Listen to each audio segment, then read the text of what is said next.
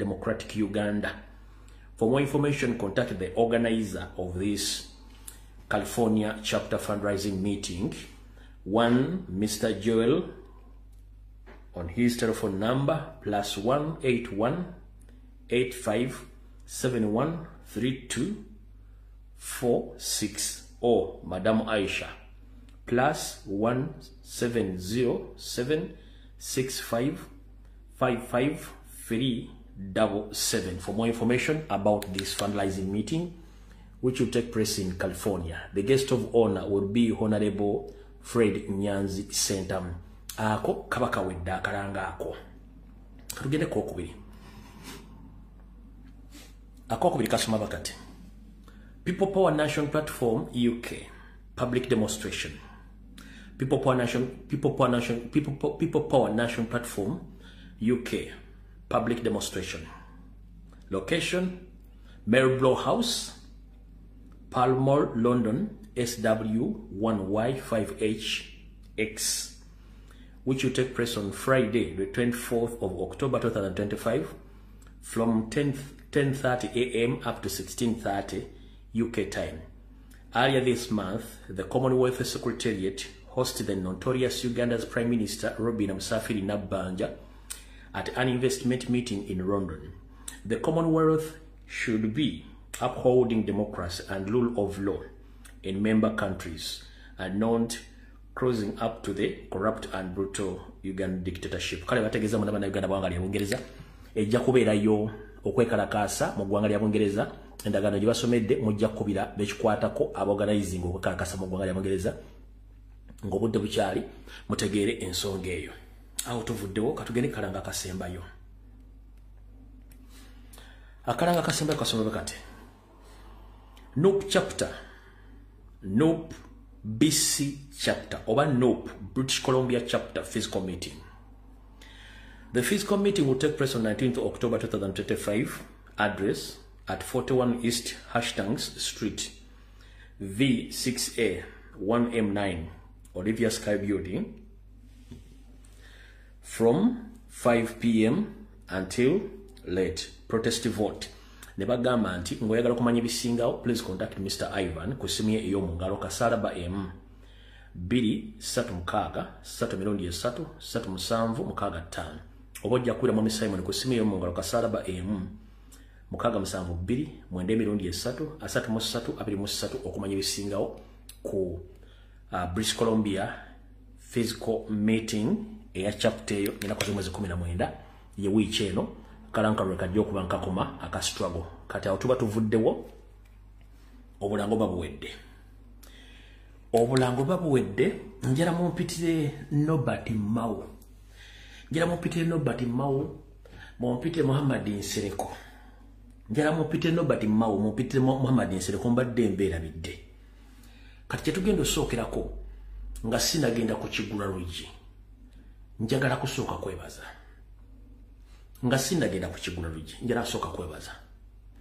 Njala kwebaza abantu abawangaalira mu kitundu ekiyitibwa ekya Eastern Region of the country. Muno ova Busoga kudda waggulu eyo nayo namwe bali nnyo balire ddala. Abasoga mwe bali nnyo balire ddala.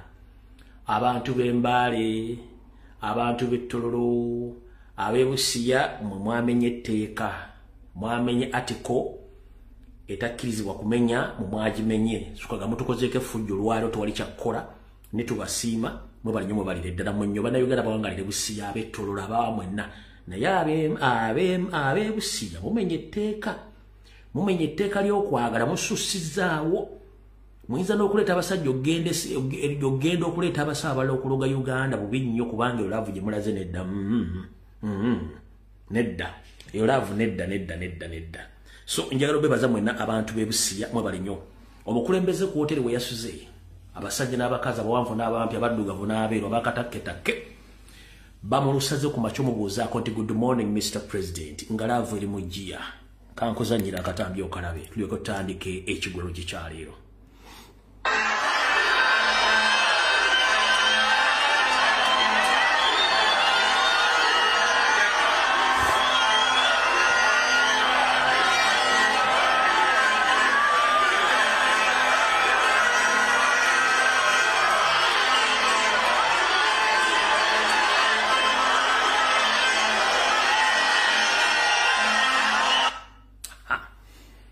abantu bebusiya ku kyemukoze olwaleero simanyi atiko ya laavu mugimenye simeche mugenda tugamba kubanga ebintu mukoze olwaleero tibikizo mateeka ga laavu mukisusiza nenga otherwise mwebali n'abantu b'ettolo bannaye abantu b'ettolo mwebali nnyo wadde sasobodde kuzanya katambi kamwe n'abantu b'ettolo mwebali nnyo mubalire ddala era abantu b'ettolo bwe bwazibidde nga Tanga Odoyi afuuse Tanga Toyi yadde Tanga Odoyi afuuse Tanga Toyi olunaku lwajjo ne bannaabala omuli both ye Tanga Odoyi bwe bwazibidde olunaku lwajjo nga afuuse Tanga Toyi kino kitabadde ettolo nga baganye president okuyingirayo n'agenda ku pikipiki kino kyabadde ettolo no bakisusiza kikyo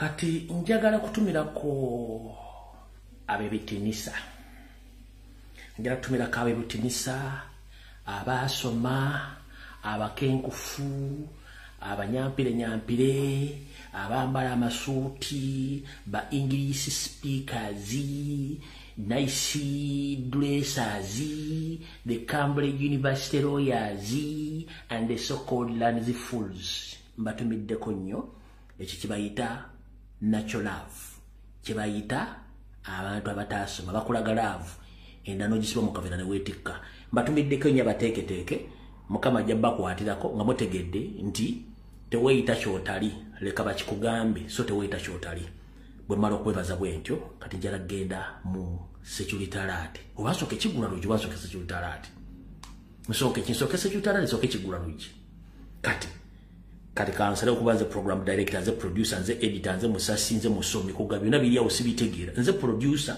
nze editor nze musomi ate nze mutesi byonna biri ku muntu omu no problem kantandike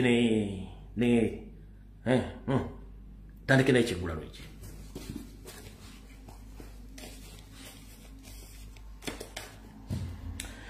mbatumiddeko mwenna abanyumirwa program zange zenkola ku mitimbagano egy'enjawulo gye mbasiri nze mba neebasenga mpumuze ngalabi yange musigala mungoberera mbalamusizaako mubalinyi mubalirira katandike n'ekigula luji kyaleero ngenda koza omwezi 17 zako ku mwezi gwa 10 omwaka 2025 tugenze mu kigula luji kyaleero gwe wenna yasubiddwa akatambi kajjo kenna recordings obulikodizi neekateeka ku mitimbagano gyange gyonna egy'obwenyi bw'ekitabo ku tokotoko saako ne ku YouTube akatambi ako gye kalimu amakulu mangi nnyo era mujje ne mukawulirize bulungi nnyo abamu muninda ku live olimu omuntu gukowa mbingala byekowa naye kati bwe mbandi kodiza kati mukasanga gye kali ku YouTube ku Facebook ku page zange account gye kali ku TikTok gye kali mugende mukasanga kalimu amakulu mangi nnyo kati katandike n'ekigula luji kyaleero mu kigula luji kyaleero ngenda kiwuliriza bannayuganda mwenna okuva Uganda gyekoma ne gyetandikira wonna mbalamusizaako bannayuganda nga nti mulungi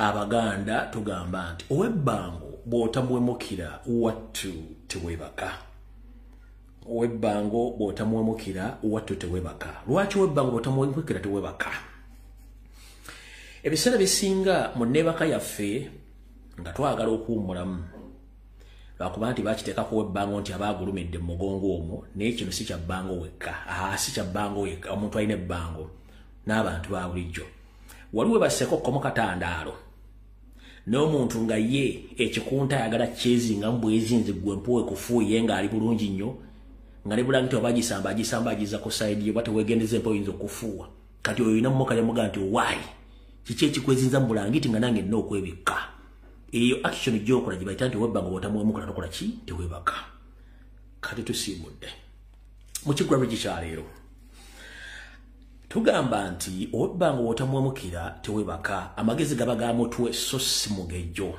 amagezi gabaga mutwe so si mugejjo tewewana era toyeyita kyotali linda bakuyite olyoka otegeere nti kyoyagala okweyita abantu bakimanyi era temuli bakitalo nga mulowooza twali tuleba banene emirembe engalo obaka buno njala busindikira bannayuganda bannange mwenna abaasomako n'abataasomerako ddala naye nga mukozesa amazigeza amazaale okubeerawo omanyi abasajja abambala amasuuti abakuba engatta eddagala ne boogera tufuutifuuti bwe badda mu paliamenti balowooza nti basinga otegeera naye ebbanga nno tuba tubagamba nti munnange mutandika okwemanyawo omujja ne mutajja abateeka mu bifo ebyo gye mugaa nti mwasoma be bantu abataasoma bakiikirira n'olw'ensonga bwe mutandise bayisaamu amaaso naye kamba wegabowa be balimanya kibalimpwa kigulalo gikitandise nkubira omulanga bannayuganda mwenna buli kintu kyonna ekyaggwanga gy'oli toddamu kukaayana n'aba elite oba the so-called land friends or the educated people in Uganda, more especially the politicians who call themselves the elite, their land. Nga bali mu pale, temukaana nabo bambi. Lwaki temukaana nabo? Olw'ensonga, tebalina groupu y'abantu oba kakundi k'abantu nga kaabo abaasoma babalonda. Bannayuganda abataasoma, abaasoma omugigi, abaasoma jjuzu, abaasoma ki, n'abataasomerako ddala be babalonda bateekayo. Kati ate batuuka eri ne batandika okulengeza abantu abataasoma. Nti tebasobola kutegerera ggwanga bo balina okutegeera kati amagezi gaagano wano munnange gwe wenna munnayuganda ali eyo abasajja be twalowooza nti baasomera bategeera batandise otulengeza ffe ababalonda ngenda kusaba ekigambo kimu nti abataasoma ababugumizibwako akatono ffe tuziga obugi mu Uganda ate ffe tulonda kati naffe ku mulundi guno tulonde bannaffe abanyoomebwa mbo tebaasoma naye ng'ate balina obusobozi obusobola okukiikirira n'okwogerera abantu baabwe be tuba tutula ku mulundi guno tubateeke mu paliamenti tuggyewo akamanyira kasomagiza eyalira abagamba nti baasoma era bateeketeeke simanyi babitiibwa bannamateeka naffe ku mulundi guno tulonde abantu baffe abali mu kiraasi gye tugwamu naye nga balina ebisazizo bisobola batuusa mu paliamenti bwe tubatulonda bano ba elite nabo banoonye ba elite bannabo abagenda bakiikirira ffe tukukole akufumbira omutwe omufumbira bigene mwenkanye evvumbe owebbanga bw'otamuwemukira tewebaka ngenda basaba temuleekana baseggona temuleekana bampuuga simanyi baani simanyi bano basime basemuju temuleekana nabo no gwe omanyi nti wasubuguzibwako oba tewasoma totegana kuddamu kulonda basajja baleke beeronde mwe mwekwatekwate mulonde abantu bammwe be mulowooza nti wabategeera embeera zammwe eza bulijjo era basobola okutuula nammwe okulya akatogo oba okulya muwogo nga n'embeera zammwe bazimanyi be mba mulonda kubanga nabagamba nti baasoma tekuli wadde yayisa tteeka tekuli wadde yali alina kyabakoledde mu community so nga ate abantu abanyoma tebaasoma bakoledde nnyo okusinga abantu abagamba nti baasoma kati ngenda bagamba bakoomole bannayuganda mwenna tewa muntu yena addamu bamanyira mbu yasoma simanyi ki as long as temufunye omuntu agenda bakiikirira nga abategeera bulungi nnyo nga nawe benyini bamunyoma bwe teyasoma mumuwaaka lwagende twagala kuteeka abantu bale balina okujja temutegana abagamba nti baasomera babitiibwa bagende mbabitiibwa bannabe babalonde abagamba nti bannamateeka bagende mbannamateeka babalonde agamba mbu yasoma amawulire ategeera nnyo agende akole kirabye bannamawulire mulonde ffe twetaaga kukiikirira muntu wa wansi eyasoma ataasoma eyabugumirizibwako ate si kudaalira bantu balala balina endowooza egamba nti omuntu wa wansi tafiiriddwako olina akugamba oyo ayogera ngaani muffe abaasoma akakamanyiro tukasayiningeko off ekigulalo gikiwedde bwe kiba kiwedde vidiyo etandise katandike ne security alert eno security alert njagala egende eri bamemba parliament ba national platform mwena eno security alert njagala egende eri bamemba parliament bonna bamemba parliament bafunye kadi za national platform mwena eno security alert njagala egende gye muli. 1 waliwo ekkobaane wakati wa national resistance movement oba national reverse movement kitongole ky'ebyokulonda ekya EC ba RDC ba RCCs ne bakyamani byokubyalo nga bali mu kukola nga bwe nabaga nti babataddeko ba IO bali mu kukola ekintu kino wammanga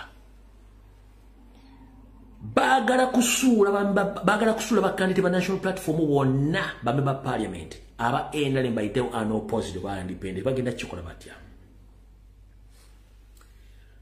Mwalabye video y'omusajja eyayita chairman agenda okwesimba okuba chairman wa Sifiri Makindi gwe bayita Omaro oyo mukyotala ng'agamba nti emikono chairman wa Sifiri agenda okwesimba ku kadi ya Noah FDC emikono gye balina si gyabwe emikono rede banyini gyo bade bamusayiningidde dakitegeeza nti emikono tegikola kati kibagenda okukola buli member parliament yenna ngenda kusaba ngo national platform nkusaba obere n'emikono file z'emikono ezisukka emirundi 3 togeza n'okwata emikono ng'olina file emu beera n'emikono nga gisukka nga gya mirundi 3 okusukka ku gy'olina akakodyo weekali technically bagenda kaba kubisa ku lunaku lw'okulonda ate nga zirenda ku 2 bakuggyemu nga tosobola kuŋŋanya mikono with immediate effect kino nkijje mu source eri very very highly respected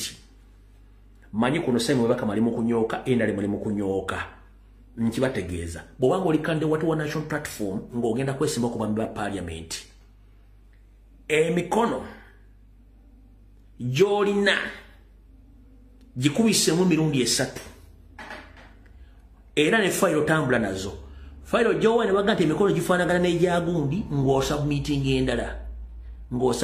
endala ne kasita kakutanda n'ogamba nti ogenze n'emikono gya file emu jajja technically bagenda kukuba eyo enkola bagitaddewo dda enebadde top secret eyinza n'okubanga eriko embooka essaawa zino mukyudde bulungi nnyo eyinza okuba eriko embooka kuba enebadde top secret nga bagenda bakubira mikono nti emikono gye muleese ate candidate owa independent naye agirina candidate wa NRM naye agirina therefore mwe mikono egyammwe si mituufu mugende munoonye emikono mu kaseera kano mpawe kaaga mugenda kuba temulina kadde ng'abaleka bweru omanyi mwebuzaabuza nnyo mbu temulaba information eno naye ng'ate mugiraba mwebuzaabuza nnyo mbu temulaba information naye nga mugiraba nkutegeezezza member parliament ali ku kadi ya national platform genda ofune emikono gya mirundi efayiro za mirundi 3 nga zijjudde emikono naye making sure omanye nti oliko IO akutambulirako gwe bayita intelligence officer nga bali mu kunoonya bakusayiningirako emikono okutandika ogirireetinga n'egyaba state agency okuba nti gifaanagana otuuke ku lunaku lw'okusubmitinga ku nominations nga tosobola kuba ng'osobola okuwandiisa ate nga mulina ennaku 2 ekyo ebadde top secret ye security alert esooka ngitadde security alert eyokubiri tuzannya n'abayeekera tebavanga mbuyeekera abazungu bagamba nti once a thief is all the thief omuntu bw'aba yaliko omubbi lubeerera abamubbi abaganda ne tugamba nti guwabbanga naye wattu bwakusula emiryango teweebaka kuba omanya ekikukiddako nyando esofeeri embeera ze ez'obuyeekera tezimuggwangamu buli tubanga waliwo akaseera akakazigizigako kukyusa obuyinza addamu n'abikkola ebitabo eby'obuyeekera ng'akomyawo abatemu bwe wetwogerera olwaleero najja ne mbagamba nti ku kitebe kya poliisi enaggulu bajja abasibe mu kkomera amakomera agasinga obungi mu Uganda ba notorious high profile criminals n'abawa omulimu kuno nga bakulembeddwa mu kitongole kya chiefness of military intelligence bayita DS kati nga bakulembeddwamu ne ISO ne CI echa crime intelligence echa Christopher Damolira bino nga begatiddako Salimu Sale begatiddwako Jeno Kayanja n'abala ne ba training ebinja by'abasajja bagenda okutema abantu nga ne Kayihura y'omukubbo nga ne kale kyezi Kayihura y'omukubbo kati olwaliro wetwogerera teri TV teri radio eyogera ku bijambia na kukitta abantu kiri mu nsangi abantu bali mu kuttibwa mu nsangi batandika okutemebwa ku ssaawa emu ey'akawungeezi mpaka ku ssaawa emu ey'akawungeezi nga batemebwa be basanze ku makubo nga batambula aba boda be balumbye mu maka gaabwe babatema kati bwe kivudde ensangi ate mwana wattu ne kigenda emukono nayo gye ekiri mbitundu by'emukono eyo ng'oyirokera nga ddeeka bali mu kutema abantu bwe kivudde eyo ate ne kyolekera mu bitundu bino wammanga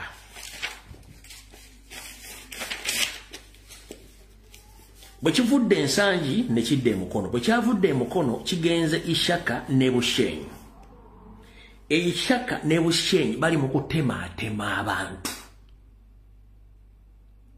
kino bakikola eyo tactic y'abayeekera ku creatinga insecurity mu kaseera kano okutiisa abantu nti time y'okubala akalulu ne wetunakolya celebrations ng'abantu bajja kulaga nti sijja kubeera bweru bayinza otutema bijambia gye bali bagiyita scare tactic y'abayeekera bagikozesa kati bakuleetinga insecurity okukuleetinga fear mu bantu ekintu kino nkugambye poliisi ekimanyiiko crime intelligence ekimanyiiko yaddamulira Ssemwayo ekimanyiiko iso y'ensonga lwaki tebasobola ddokyogera ku TV wadde ku radio while all the Ugandans are suffering.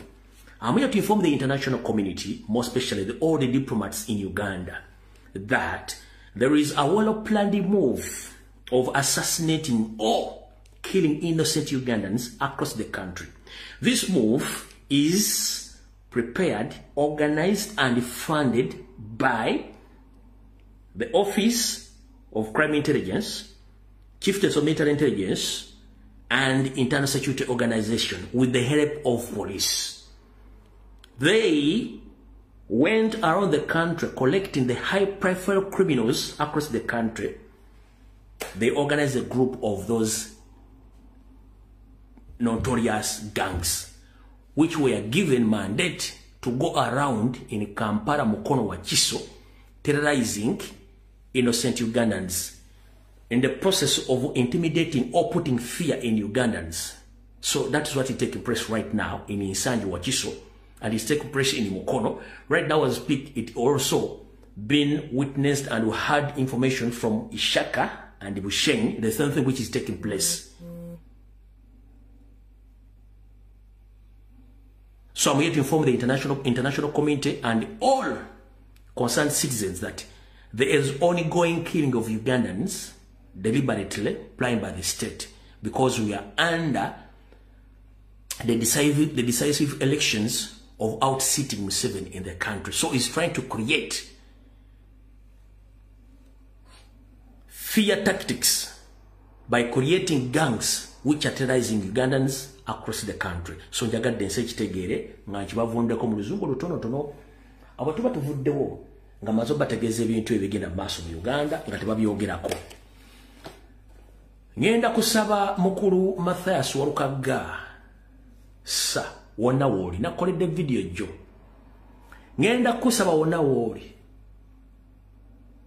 oveeyo okole press statement oba okole press release engeri gy'okyali chairman w'ensangi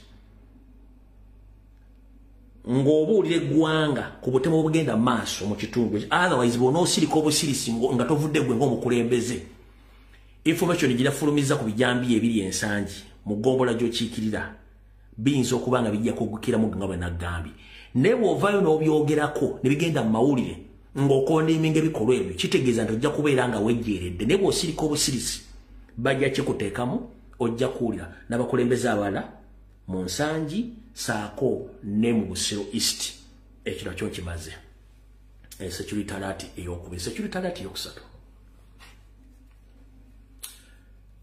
state ng'eyita mu bitongole byayo Oluvannyuma lw'okuba information eraga nti baali baagala kulumba mutabani wa Kyagulanyi Solomon Kampala mu America gyali information eba ne muwala we naye gyali information ne bayisa bubi nnyo abasajja ba state abo.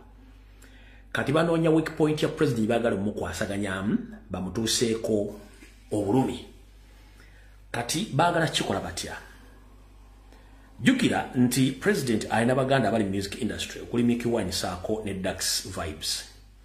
Kati weak point gye balabye ya Dax Vibe. Dax Vibe ona wolinjala kutegeeza muganda wange tandika okumanya entambulayo abantu botambula nabo na buli kimu. Wano baagala kusanga mu kuba traffic ekuyimirize oba abeyita bekwenda bakuyimirize abenga bakebere emmotoka yo baplanting ebyo baplantinzeemu bamala obiplantingamu oba wakatambulako kilomita ng'emu abala bakuyimirize bakusange bacekinga executive ole batadde maali yabali watu bakwate bakuteeka omusango sina kindi okuyisa obubi ate guva okuteekene ku mukulembeze w'eggwanga nti ali involved mu byo era abadde bakozesa gwe okutambuza ebintu ebyo. So mukulu Dax Vibe bona wolingira kutegeeza entambulayo n'abantu b'otambula no mubere very careful nnyo ekyo nayo kivudde mu source y'amaanyi nnyo. So mukulu Dax Vibe bona woli kutegeeza wona woli weebereremu kutambula ekyo gyogenda okukolera emirimu ttiimu gy'otambula nayo neba nga ofunye obutakanya n'abantu ku mirimu gy'okola togeza n'ogula olutalo lwonna gw'ofule mu sirutambula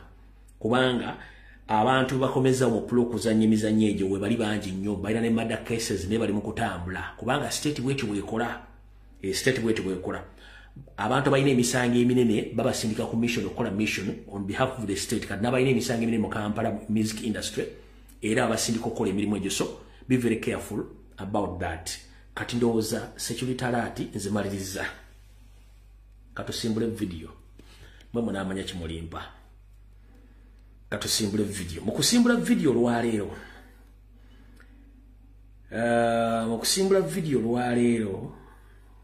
katutandikire wano wiiki eno yonna mbadde nkuba ekintu kye bayita biometric scan voting system nga abantu baganira lumbuye ebintu bino abijjawa lumbuye n'ebiki munnange nze mmanyi kyenkuba mujja kitegera oluvannyuma bennakubye basambagala byabakama asambagala na buli omu asambagala nti ekintu kino kyali nkinze kitya fere tulina buzibu buli kimu tujja kyogera nkuwa information nenkulako point of reference okuwa information bano akalubade bagera katusulako mu wiki 2 basatu nga tugenda mukulu bagambe nti atayina binkumu mu system togenda kulonda ng'already bo bagenze across the globe nga bapikinga ebinkumu by'abantu ne mu Uganda banoonya nga bifuna nga bayina ba experts bakafu mu kuhakinga abadde bajja okukola okuhanga okuddira dda tayina gwe bafunye ebinkumu bamuyise mu system yaabwe eya biometric scan voting system Museveni alidingi na 80%. Kati system ena gibagambe mwadde mu wakana njagala kuzannyira video ya Nyandi esoferi nga confirminga kye nayogedde kyennyini abula mujja kunvako mugende munyo ku buugi kati muno bujulizi mujja kunvako mugende munyo obuugi. Regarding the bad voting in Buganda area and Busoga, ekisembayo ku nsonga eno eyokulonda obubi mu Buganda ne mu Busoga, you should not blame our people so much. temunenya nnyo bantu baffe. There was a lot of cheating by the opposition. Waliwo okubba kungi eri abawakanya gavumenti. They stole 2.7 million votes.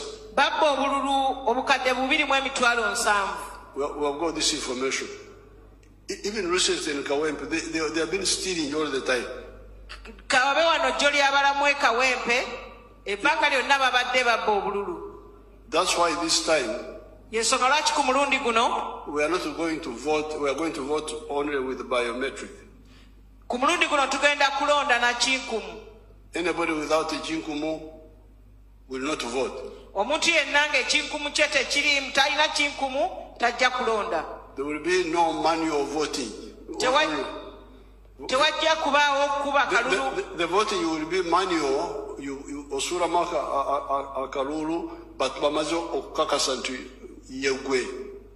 Tujja kuba tusobola okuteekamu akalulu kaffe naye nga osooka kuteekamu kinkumu ne bakakasa nti yeggwe yennyini ali mu register. So bano aba opposition okuba, they would say they work with the electoral commission. Bano ababadde babba obulula b'opposition badde bakolagana n'akakiiko k'ebyokulonda. They say the machine cannot work. Bagamba mbu ekyuma tekikola. We just vote like that. Tumale galonda kubanga ekyuma kiba kifudde. We are now saying if the chuma is not working, suspend the elections. Katugamba nti ekyuma bwe kiba tekikola sooka oyimirize okulondesa. So this game will end. N'olwekyo akazannyo kano kagenda kukoma. And intimidation. N'okutiisatiisa abantu. Like in Kampala. Nga mu Kampala. That's why some of the opposition people have been picked up. Yensonga lwaki ab'opposition abamu bakwatiddwa. You will hear them in the courts. Mujja bawulira mu mbuga z'amateeka. So, although there was some politics, but I think a lot of was just cheating. Wadde nga waliwo n'ebyobufuzi naye n'okubba kwali kungi.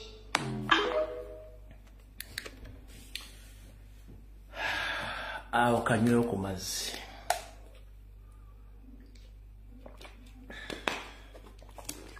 Bitegedde yosababbi kati mukulu nyando yosoferiti habulwa rutabayisura mutabane wa kale inseri temuzeze nisanga bisibe na nyini kabuyonje tambula yiba ko wa Uganda kansuyo nti oli bulungi nange ndi bulungi amanya nze rumbuye muzukuru wa mazige ndi muzukuru wa Katogo Jojuri ya mafutu badde etanda mu kiwambi wagalamidde kansuyo nti oli bulungi bakujjako ekitiyo bakuwa kijiko kugenda kutikalo ya muchanga sina kindi bakujjako ejjambiya ne bakuwa ejjirita ogendo salo muvule yembeera mwoli lwaki kansooka enkunyonyola otegeere kankutwale mu binnyonnyoko ebyalema abannyonnyofu ogenda ebunnyonnyoko okunyonnyoka ensonga mu nnyonnyofu bwazo abalina ozzinnyonnyoka bajje bannyonnyola abannyonnyofu kankunyonyole ku myaka gy'olina egironda amagi ku bijja byesimanyi nti obirina olemedde ku buyinza ekite ekitava ku ssengejjero wattu kifuuka wankindo bwoti bw'otuuse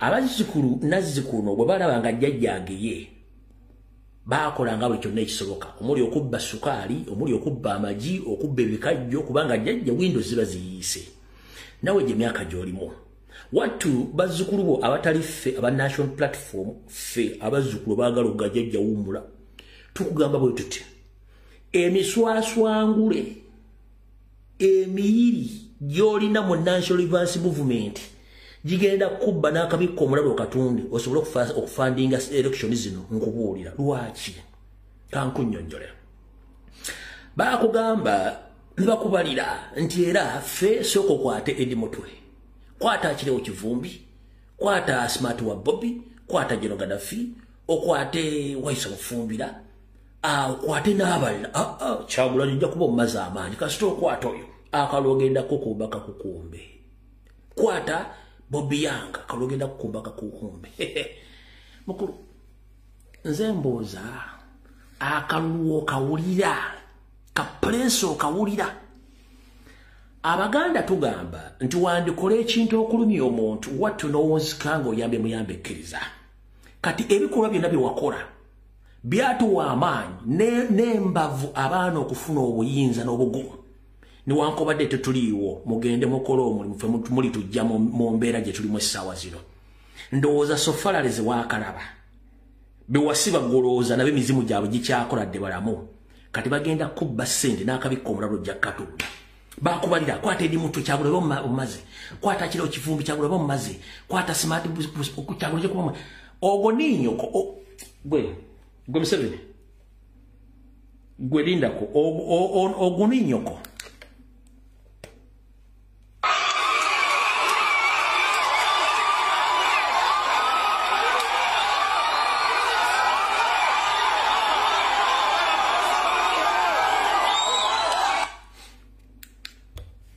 bagambe bakuwe ssente zo first and foremost njala kutegeeza toli wa kitalo nga gwe bw'olowooza bannayuganda bonna bakimanyi oliserwajja okwota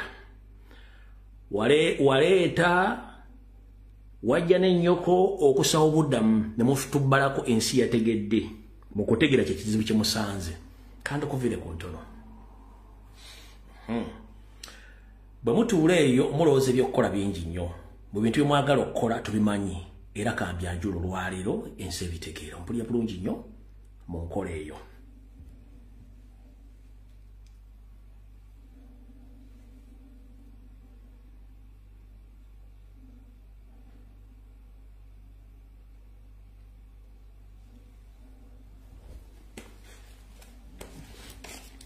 Tusooke yoke tudde eri wansi ojja kumpulira. Katusooke eno.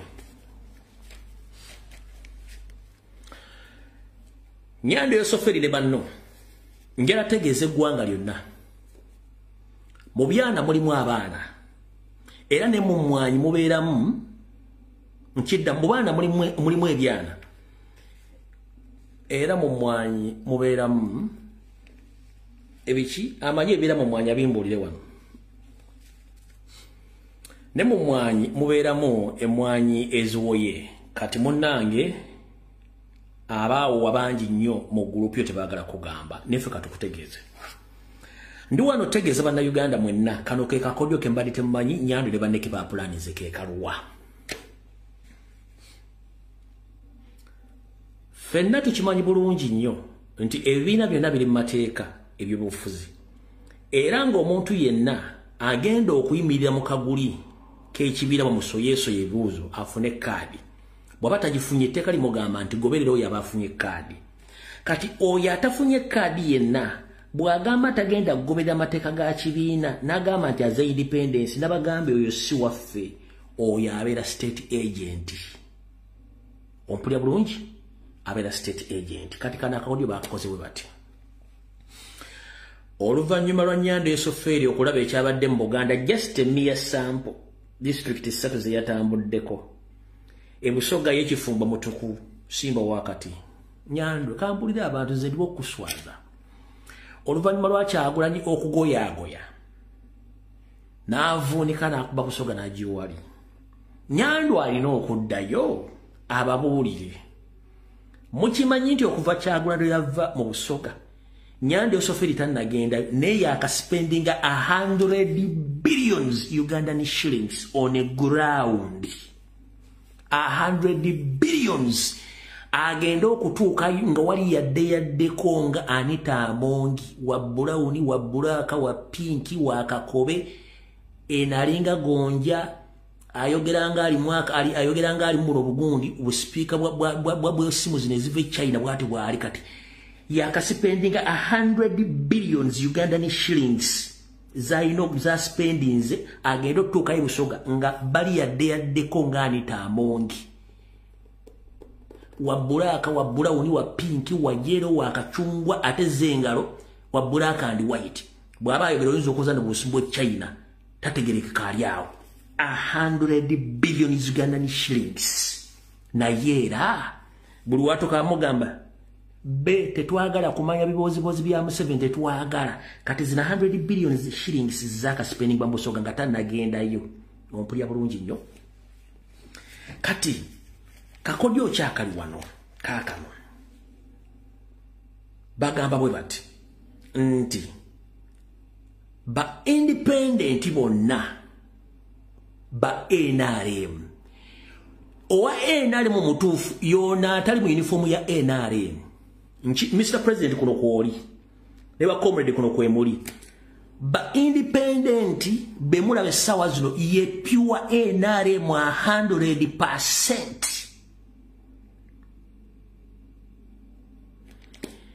Orensonga tewali ayagala kwambala uniform ya yellow na kujeteekako mu constituency esinga obungi mu Uganda. Kati kye bakoze kwe kuleeta ba NRM nga beeyise ba independent nga bali mu ngoye za bulijjo.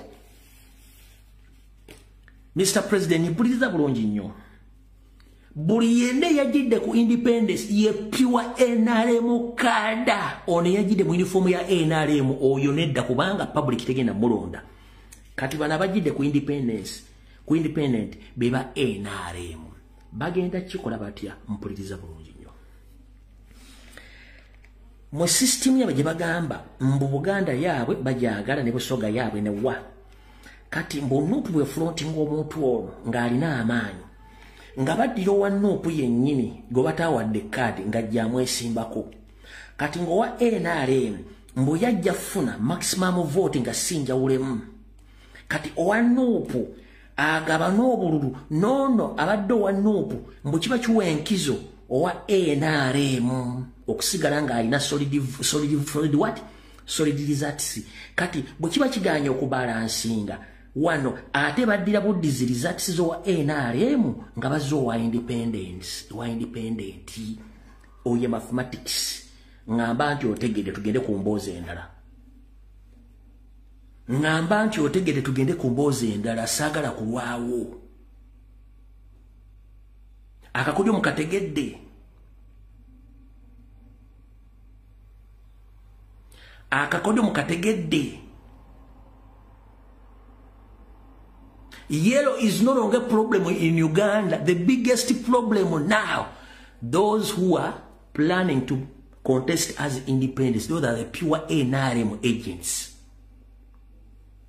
Mukategedde bulungi nnyo bangambye bakategedde otuvudde sagala kuleka muntu nga tategedde omukitegedde bulungi nnyo abo ba NRM batuufu abatawulwa kaadi n'abo abajjidde kubannamunira kuba bayina mission ya kukendeeza bulu bwa national platform n'okulangira either independent ono oba owa NRM automatically mbuwa Nuupu agenda awaabe birina kugenda mu kooti baani ba architecture b'ekintu kino kuliko Anita Amongi n'abatulege speaker wa parliament kuliko Kisawo Vuga General Salim Sare afutubadde mu north kuliko Salonga Mulengejja wasanya ka Charles Peter Mayiga yasigala mu kizimbe kya Bulange kuliko ne muzayizedde Nyanda Yosoferi be planning ekintu kino era nga sente zayise mpitirivu nnyo okutambuza ekintu kino bwe kirina okubeera mukitegedde bulungi nnyo awo mutegedde obulungi nnyo mungambe temutegedde obulungi nnyo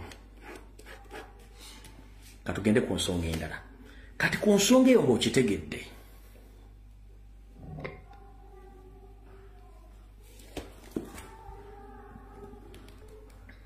uliriza bulungi nnyo wano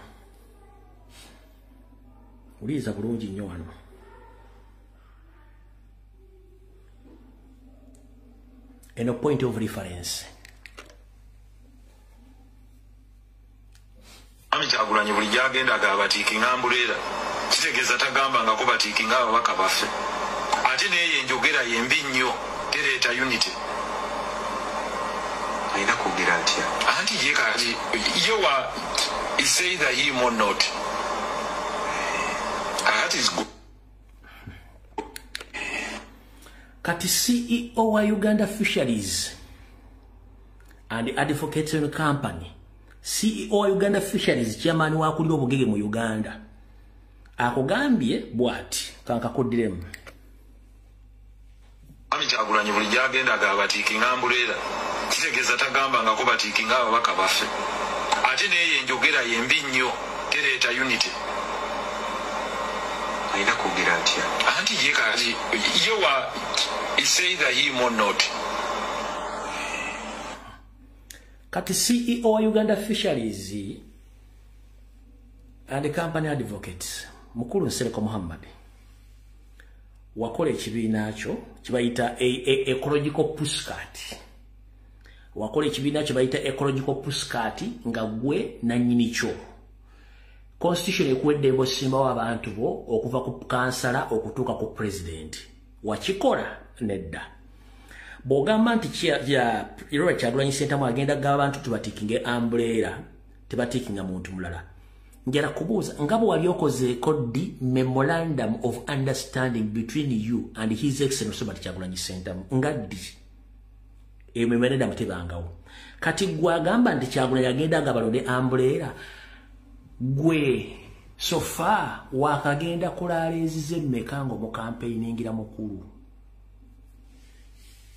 wakagenda ku campaign zemmeka ngo mu campaigningira alyoka akoterayo ka sympathy window nti at least mulondeyo kansala wa ecological pushcart babiri kati kamba jukize omwami ono Mpuugamana bwe yamubbira obusente buli wa bilioni zaali 3 tebali bajja okujja wana abatulege omwami ono yayogera ebigambo bingi CEO wa Uganda Fisheries naye kati akasente kafulumye kyovolo atandise okukyusa ebigambo ng'abiza bwati kuba akasente kakoze eki kafulumye akasente kakola blackmail ne propaganda oyo CEO wa Uganda Fisheries Nyireko Muhammad.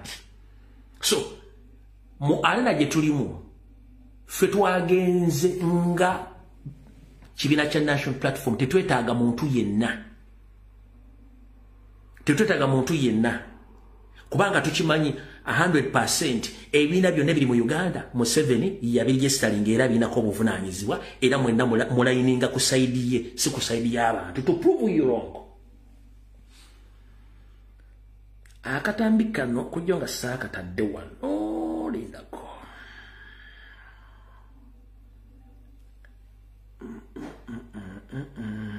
saaka savings okay saaka savings munansonyiwa ne nja kabazanyira olunaku lwajjo ebibiina 9 mbwe biri ku ludda oluvuganya nga nekya kabuleta mwekiri bo basazo bagenda kukoleramu ne Museveni okunoonya obululu kati nono tayawokanako n'abaana be bamu bonna kati baga tukifiirwe tukiyiwe no problem kati CEO wa Uganda Fisheries and Company Advocates mukuru tulia abawala abasoya tuga tulia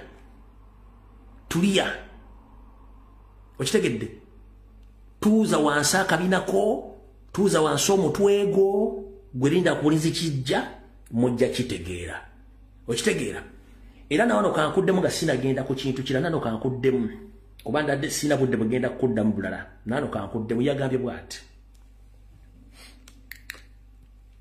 kale muwangudde Nabosa ye vice president wa Uganda agenze mu UN okupresenting ensonga Uganda strategic plan kuba mwaka faananya awo. First of all kino kulaga balonzi ba mu kitundu ekyo nti temutegeera. Alright. Mukulu CEO wa Uganda Fisheries atenge nanyini ecological postcard Nsereko Muhammad. Bakuzalori MP oba wafuuka bufuusi. Ekirala. Bwe mutaakomye kulengeza abantu mujja sigala mu bizibu bingi. Akulya Minister of Education yasomawa Janet Museveni nga tomwogerangako. Nga toyogera ku mukama wa Museveni yasoma ki era wiyigirize buli luddawa. Kyekibuzo kyo. Kyekibuzo njala kubuuza. Akulya Minister of Education mu Uganda yasoma ki era qualifications ziruwa ne musajja bawo Museveni basoma ki qualifications ziruwa. Kyenjagala osooka otuddemu ekirala. Mpozi oli mu lugundi. Lwaki nkubalirako obudde. Mpozi oli muno B. Bwe butategeera. Naye nga ate bano bibategeera nnyo lwaki. Abaganda tugamba obugonvu bw'olujegere ge maanyi gaalwo. Abaganda tugamba obugonvu bw'olujegere ge maanyi gaalwo. Kye tuba tugamba nti amaanyi tegalya singa embazzi yeewaata. Lwaki amaanyi tegalya? Golo okuba osobola okuyimira ku muzinda n'ofubutuka ebigambo naye nga temuli kigambo kisobola kuzimba ggwanga okuggyako okuleekana abatono babuzaabuza gwe nolowooza otegeera. Obadde mu parliament ebisanja 3 gy'emyaka 15 toyinamu wadde toyi nga ya Nsereko Muhammad mu Kampala Central. Toyinamu wadde ka technical school ndi ka Nsereko Muhammad mu Kampala Central. Tolinamu wadde yadde boa hole mu Kampala Central ngeri Nsereko Muhammad. Ne biru gye weekako okukola Katonda ekwettire eya social media Katonda ekwettire naye yakulema okuyisa. Omuntu yandibadde akubuuza golooza omuntu ayogera empola ng'ayogera mpola tasobola kukwata kintu. Bwe mutyo emwanyoma Nalukoola nti namba lujega ne Nalukoola omuwulira. Okwogeza amaanyi n'ekkabyo si kwe kutegeera. Nabosa mukyala mukwata mpola ng'era abalala. ate era okwogera n'obukalukalu abantu babiyiga buyizi n'okubitegeera kati mulwokuba mwakula muli bayaaye muli baffere Nsereko obadde muyaaye mu Kampala Central ng'oli muffere okulidde mu Kampala Central mukodera mu Kampala District Land Board ng'ofera byapa nakati musajja omukulu bali okyafera tukimanyi nti abaffere ba super bamanyi okwepresentinga bamanyi okwambala bamanyi okwogera. Those are the qualities of the super baffere kati ye category mwogwa omukyalo ono omanyi muzala wa nnyo ne muloza te muntu agenda kuzaalibwa tebasula mu defending nga nnyabo njala kutegeeza basewo Muhammad Nsereko buli gwe wadde kadi ya national platform yabadde agisaanira oba amanyi okwogera batamanyika okwogera kati gwe lwaki okayirira kamulali gw'otaalidde gwe mu kibiina kyani gwe wadde kadi ng'agenda kwesimba okuwa MP nawe kenyini tonneewa kadi Nsereko nawe kenyini tonneewa kadi kwesimba okuwa MP kwesimba okuwa president bw'oba tosobola kwekkiririzaamu nti nze nawe mu kabiina kange ecological pussycat kisobola kwesinda ku kibiina kyange mu kadi yange wa president oba kuwa member parliament. You don't deserve to talk in the public, gentlemen. Just to go and manage your mafia system business across the globe. Genda okole business zezo obuferezo osobola. Ebintu ebiyitibwa politics tobisobola. Gwe kennyini ekibiina kyo tosobola kyesimbiramu nti wafunye kadi owesimba okuwa chairman okuwa MP oba ku president. Kati otandika otya okulumirirwa bali mu NUP. Where do you get the pain? Fe tuli eri tuli bulungi nnyo abantu bayimba Yesu yebazibu gwatogabanya bakulekanira. Abantu bayimba nti Allahu Akbar bakola Allah toga nti atakola Allah yani kikicho mukafiri gweterera ko wansi. Terera ko wansi. Let people be abantu mbalike babere kye bayina okubeera. Lwaki NUP balumye emitwe mugamba NUP doesn't exist anywhere. Lwaki ate balumye emitwe mugachangula doesn't exist anywhere. Lwaki ate balumye emitwe gwe nkulese saagala kulwako era nkutadde awo tuvuddewo oyo njagadde mwogereko mujje waawo mujjire mu archive wano tukole ebiddako bimala mujja mu archive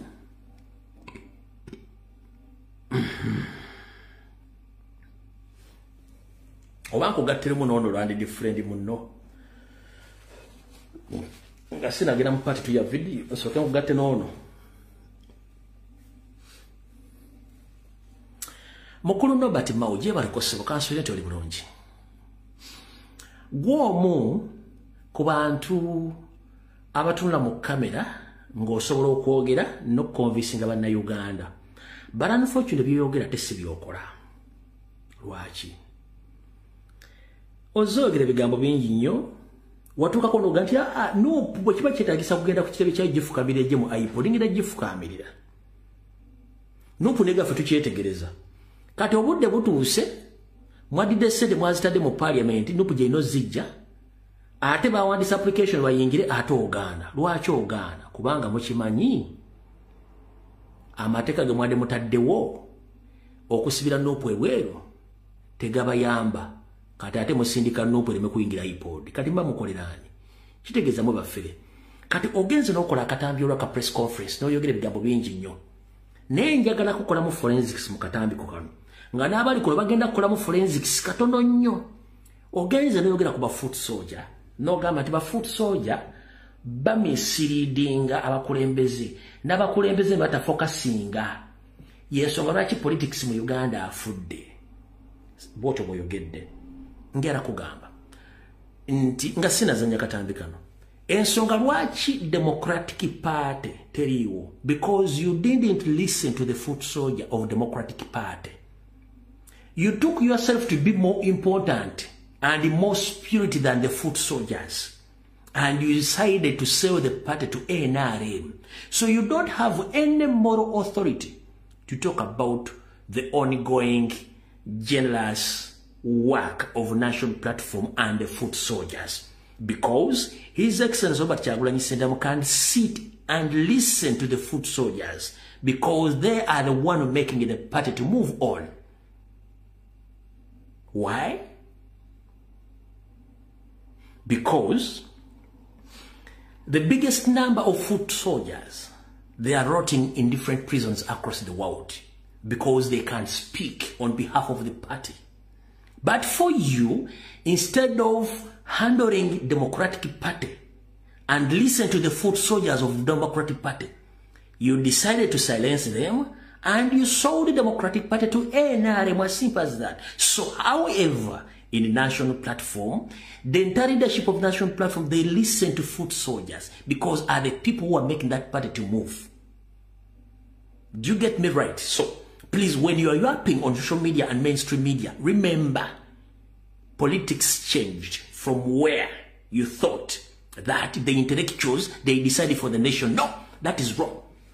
We have witnessed a lot of so-called intellectuals, they end up being fools like you. Because you know how to speak good English, you can intimidate, you can articulate laws, and you think that those who are not educated, that they don't get involved in any day-to-day political activities in Uganda or in national matters. Kati mukulu njala kugamba. Gwe wadde abafuutu soja ba Democratic Party tewabawuliriza n'otunda ekibiina. Nekisaanawo.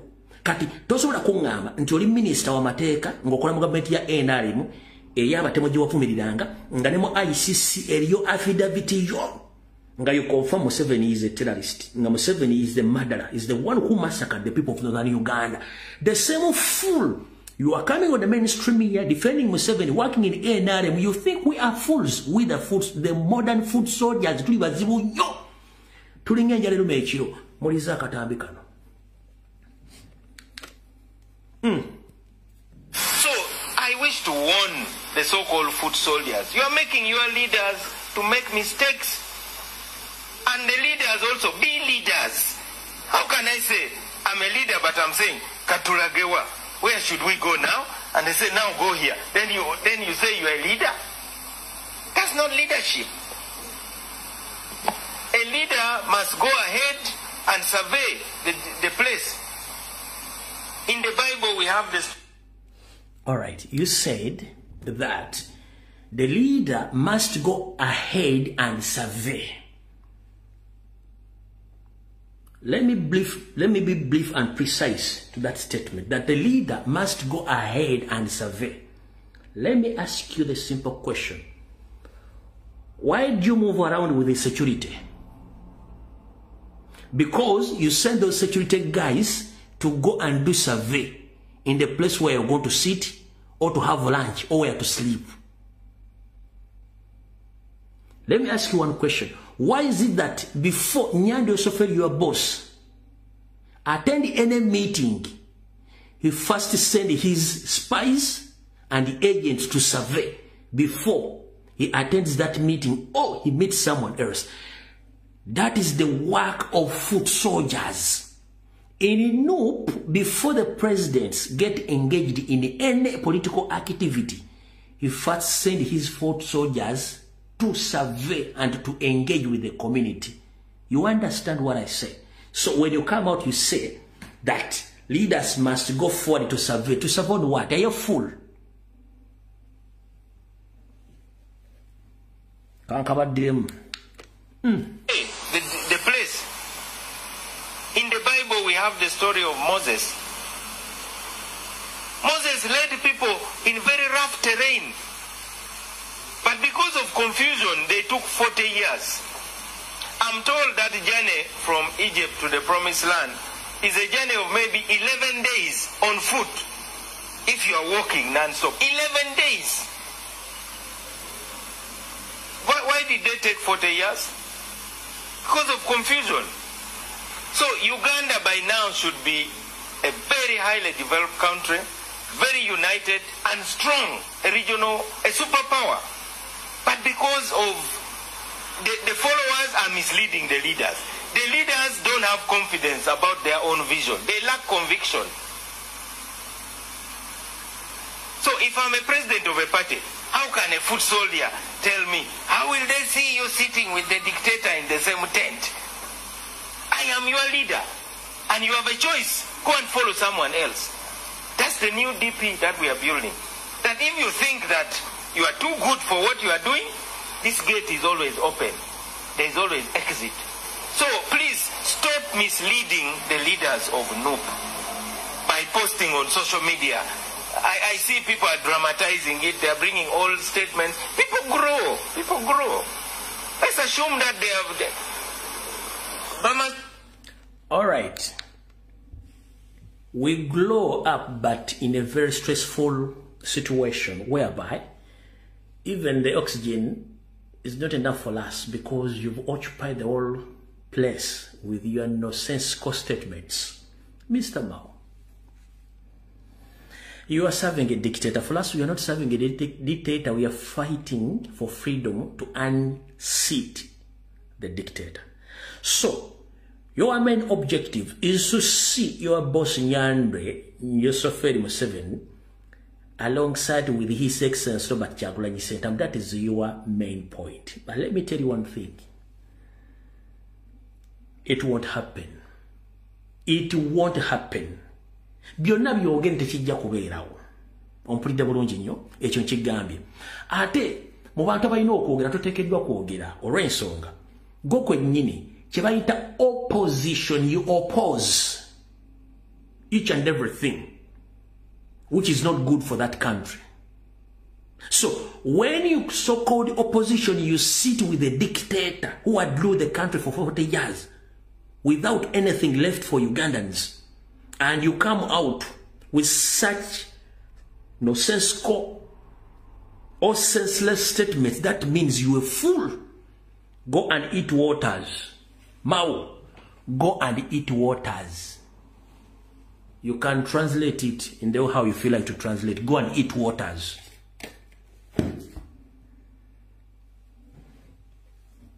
Oyo simuddamu ne mumazi.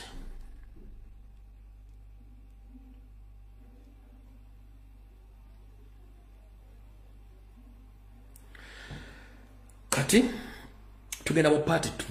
Ne part 2 eno part 2 eno ndowooza kansooke nkola information eno tulyoke tugende ku banjala kuyita strike machine na information gyagala tuwa ne katusooke tugende ku information eno. Mr. President Kyagulanyi Ssentamu kansubire nti oli mu kutambula odda waka. Eno information gyagala gy'ojuliza bulungi wano mumpitiriza Mathias Mpuuga Nsamba, Abedi Bwanika, ano katusooke mumpitire David Musiri, mumpitire Tafu B, Aida Nakuya, mumpitire Mpuuga Masayasi, babeereko kuno ku video eno mbawa information wulira bulungi nnyo. Lwabadde lwa bbalaza wiiki eno ng'ennaku z'omwezi 13 omwezi ogw'ekkumi omwaka 2025 ku ssaawa emu yennyini y'akawungeezi ku Papa Paul Memorial Center e Rubaga. Nkiddamu ku bbalaza la wiiki eno ng'ennaku z'omwezi 13 omwezi ogw'ekkumi omwaka 2025 ku ssaawa emu ey'akawungeezi ku Papa Paul Memorial Center e Rubaga. Lwade terubuusa ng'azireese musajja mukulu David Musiri, Tafu B, Aida Nakuya nga balindiridde mu bimuli awo nga balinze mukulu Mpugamaana ajje aba briefing ku kiki bagenda okuzaako. Zaale teziri awo nga Mpuuga ajja yeesukunda ng'ekidomola ky'amazzi ekyettengetenge n'ayingirawo. Ne batandika okuseetula emboozi gye ngenda obbanyumiza. Emboozi yeruwa nga mukulu David Musiri oba yaliko girlfriend, yaliko boyfriend w'omukyalo gwe mutegedde, saako ne Tafu B ne Aida Nakuya eyambibwa kale naye nagenda neyesimbe mu Kampala Central nga bagamba Mpugamaana nti munnange tukusaba otufandinge tujje obuwanguzi tujja buleeta mu kibiina kyo ekya ADF oluvannyuma. Mpuuga nga bagamba nno okubafandinga sandiganye naye nandiyagadde mujje mu neegatteko mbawe kaadi mu kibiina kya ADF tukole ki tulabe ki ekiddako. Nga mugamba nti bwe tujja ne twegatta ku ADF directly tujja kuba omuzannyo tuguye, tukyagala okuzannya omuzannyo guno nga tulaga tuli ba independent ng'era tulaga tuli ba national platform. Katuba tukusaba omuntu otufandinga essente tube tuwangula obuyinza tubuleete tukole ki tuwanjule mu ADF era mutwanjule nga aba ADF oluvannyuma lw'okuwangula. Ye Mpogama n'abagamba nti mwandibadde mu joining ekibiina ng'obudde bukyali, then tulyoka tukola ki? Ne tulyoka twafandinga. Oluvannyuma Mpuuga yakkiriziganyizza n'abantu bano nti agenda bafandinga ssente era abayambeko n'okufuna security mu ngeri yonna gy'agenda okukola nga ye Mpugamaana. Kati bwe mulaba oyo musiri ng'ayogera ebigambo afubutuka omugambo alengezza ayogera buli kimu ky'ayagala kontrola w'omukulu. Kontrola w'omukulu era abamuwa by'okwogera by'okulengezza bamuyita Stella Nyanzi n'abalala. So oyo yabadde ali ku mulimu gwakuleekinga ne waffe waddaga nti abadde akola nnyo naye nga be bantu abali mu system ya gavumenti abadde babuzaabuza nga bafuka banaaba nga batubegera muli munda. Ekyo kyo mukitegedde bulungi nnyo. Ku Papa Po President woba osobola ng'osobola hane simanti basobola okukuwa footage ono okuprovinga bino singa abadde basobola okukuwa footage ku Papa Po kubanga bakasitoma bajjako bagobyewo. Ono footage gyali wa kamera mande ku ssaawa emu 13/12/2025 basinkanye ku Papa Po ne boogera ensonga ezo. Mpulidde bulungi nnyo. Lwaleeta luusa n'olunaku lwa jjo ku Lwokuna era Mpugamaana nasinkana Sseggona akali ebyoya mu kifo kyekimu.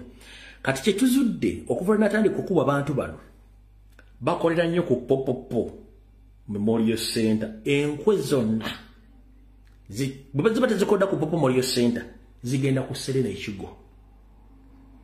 Enkwe zonna zikolebwa ku Papa Po oba ku Serena Ekigo. Mpuliriza bulungi nnyo.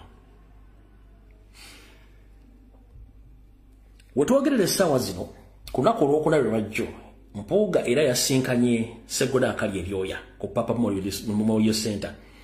Ne badisikasinga butya bwe bagenda okutambuzaamu kampeyini zino nga tebabategedde nti bakolera Nnyando ate nga tobamanyi across Buganda n'obukodyo bagenda okukozesa nga begattiddwako Saloga Mulenge Jawasanya Kalu Charles Peter Mayiga n'obuyambi bwa CBS FM ne BBS Telefayina okuba nti bo bagenda sigala nga bayina omukutuko boogerera nga bayambibwako n'abafeera bali Mengo mu gavumenti okuba nga babafandinga n'obba wa security okuba nti balina airplay okutawaanya moopu mu ngeri yonna esobola oba esoboka. Ekyo nakyo mukitegedde ku Lwokuna naye yaliwo. Kati wulira bulungi nnyo wano we tulaga.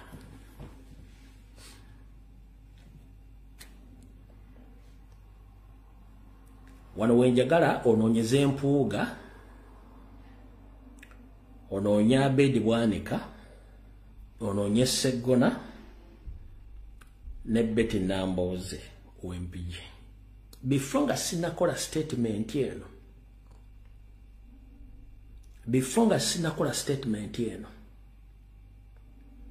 Mr. President Robert Kyagulanyi Ssentamu, security team ya president, bafuuti soja mwenna nabagamba nti nze sirina lutalo na MOP yenna kubanga sina wemufuniramu era tangasa wabula kulwa president okuma security ye. Kino ngenda kyogera era kankigambo mukyalo nga sinayogera information yonna. Mukyala Betty Nambooze wafunye kadi ya National Platform. Glory be to God. Mukama yebazibwe. Ngenda kusaba sina utalo nawe kuba ofuka MP sina wenfunamu sibulwa tulo sigana kulya. Wabula ngenda kusaba genda ononya akalo mu constituency yo weewale ekitebe weewale campaign trail as a president. Genda ononya akalo mu constituency yo sikuinako bwezibakuwa kadi sisobola kuwakanya kibiina. Weewale president weewale campaign trail as a president zeewale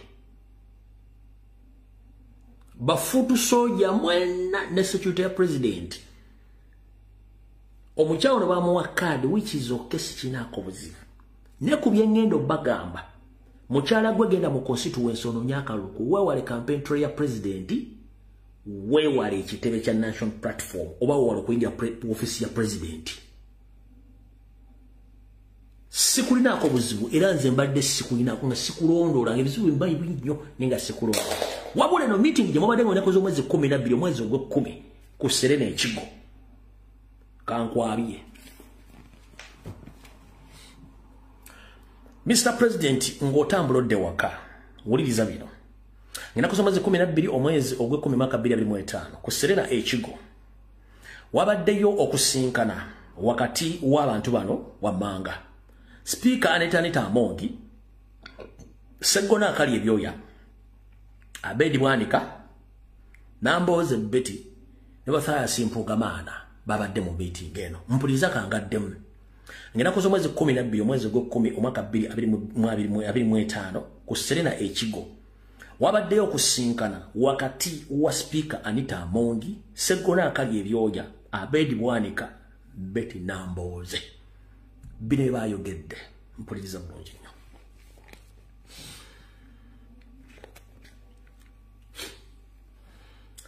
Before nga sinagenda ku bino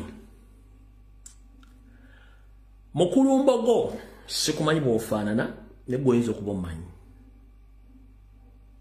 tiimu gyensomye kutambulirako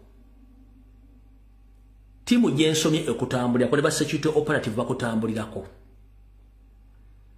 gamba mukadde maama gyalina ne gyatambulira yegendereze lwaki ku kitebe awo tiimu gyenjogeddeko kigambwa ya einawo abaana 15 ab'obuwala nga bali ku mission ey'okutuusa obulabe ku president naye abaana bano mission yabalema ndoza bagwa mulaavu n'ekibiina mission yabalema kati badde balina okunoonya muntu kigo bagenda okukozesa atuusa obulabe ku president nga baagala either kosa foot soldier omu ku bodyguard ba president kati ng'omuntu gwe bayinza okufuna ali okuppira president Mukulu Mbogo nziramu otegeeza public Mukulu Mbogo aliroyo ku president waliwo ekikola kye baagala okukola ekiyinza omuleetera obuzibu kyekiriwa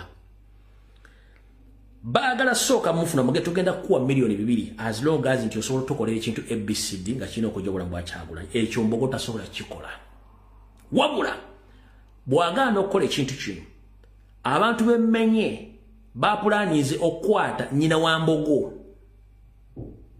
bagikozesenga akanyeebwa nga nesente bazimutedde ku meeza either Mbogo akola ekintu kiri oba takikola so Comrade Mbogo tegeeza maama waali wonna yeebereremu naawe kenyini weebereremu abantu bemjogeddeko bakutambulirako ompulya bulungi nnyo bakutambulirako enjagadde ensooka enteekewo akantu ako enseekategeere mu meeting eno yatudde ekirimu ekikulu kyakutta Kyagulanyi tewali kirala ekiriwo ekikulu kyakutta Kyagulanyi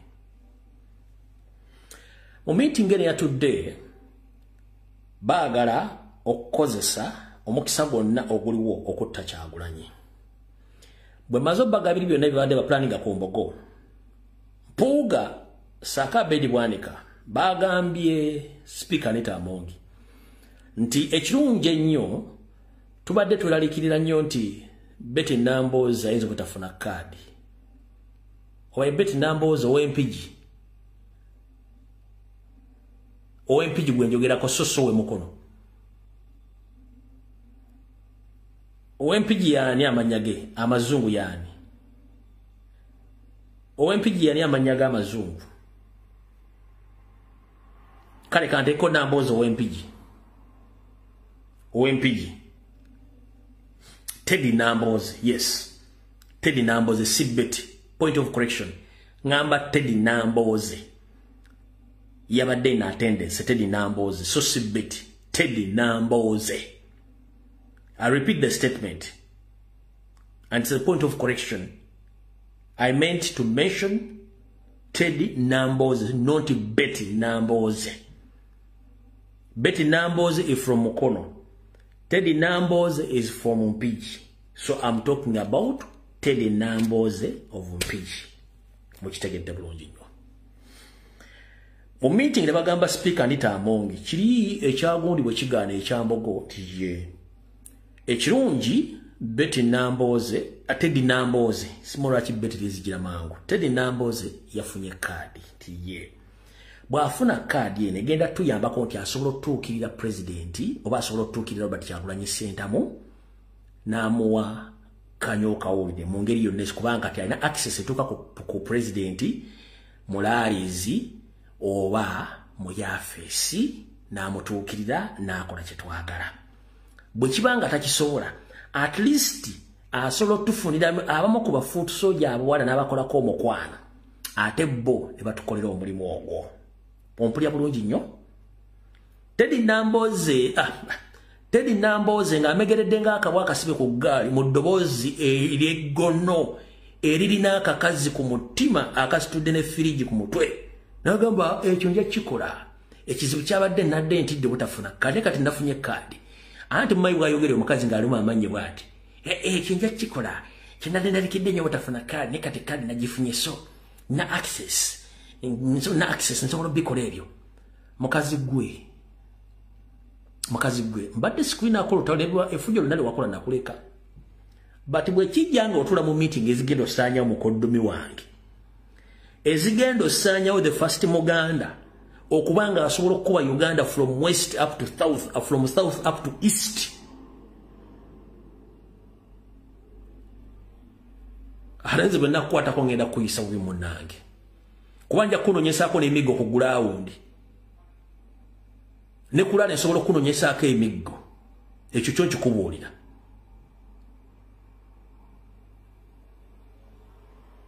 Teddy Namboze nkubuulira bw'oba mu meeting eno bye wayogedde ng'ero byogera osimba amannyo ng'embwa ekokoola ebyayi mu ssubi mu mutima omukyamu njala kubuuza Kyagulanyi yakola ki? Gw'otuuka okusimba amannyo nga magujja ejja ebyayi mu ssubi ti nze nsobola kikola kinadde ntya kanadde sifunye kane kati kaadi nagifunye. Obukyayo bujja ku muntu yakuwa kaadi nakufuula MP. Obukyayo bujja okutuuka mu meeting ng'opulaani ng'enkweze ng'ezitta omwana mulenzi oyo.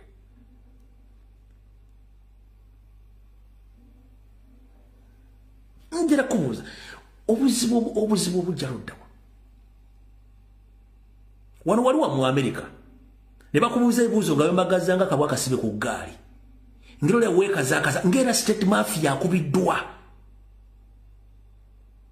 Mwe mulina ekizibu kimu bwe muddira amakati gammwe ne mulowooza ne gagenda kufuga buli muntu oba ne mulowooza nti sente zigenda kufuga muntu. Ffe tetufugwa makati, tetufugwa ssente zammwe. Njala kubwe ojjawo ekinyusa ekigamba nti nze ekyo nsobola okukikola Kyagulanyi yakola ki?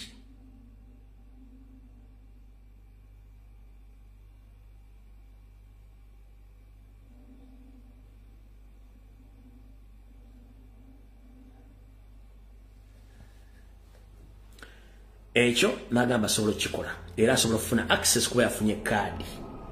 Mpuliriza bulungi nnyo.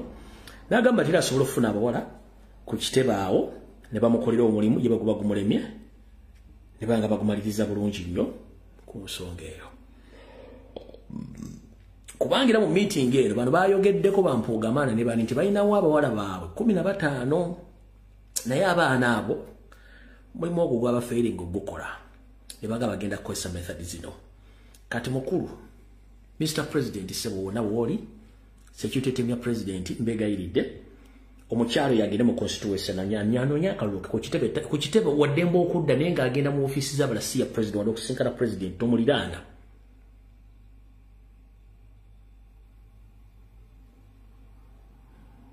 Tomulirana wegenda okole bintu byo mu constituency yo sikuina kugendo n'ekikwatagana ku security detail ya president. Umutima ogujjawa nkubuuza umutima ogujjawa mbuuza umutima n'otula mu meeting you discuss ne muntu n'oteesa kukujjawo musajja ngu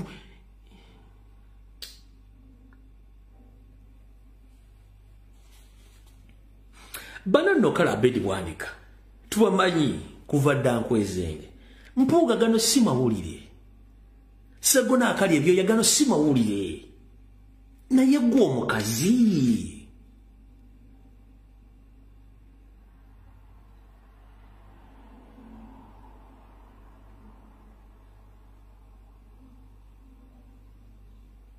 bano babedi gano si mawulire omukazi.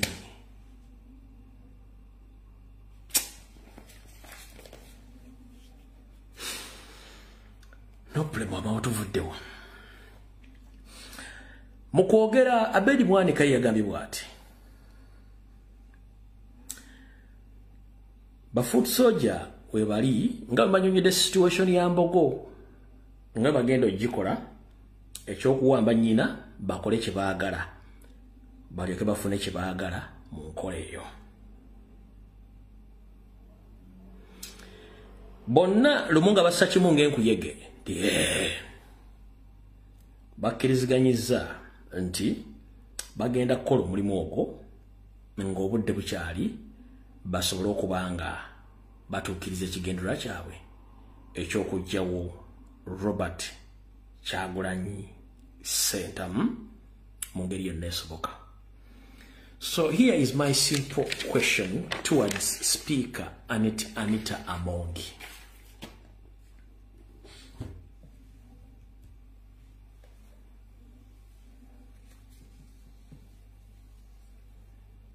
Here is my question towards Speaker Anita Amongi.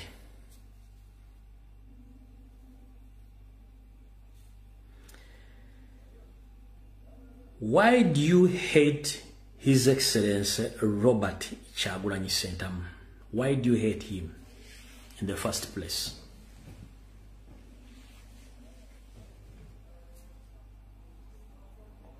Second question. Where do you get all the money you have right now, which funds all the missions of putting down Robert Kyagulanyi Ssentamu and even putting down Nation Platform? Where do you get that money?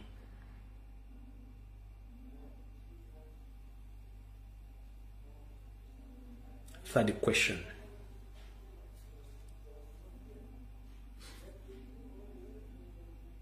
Whatever you wish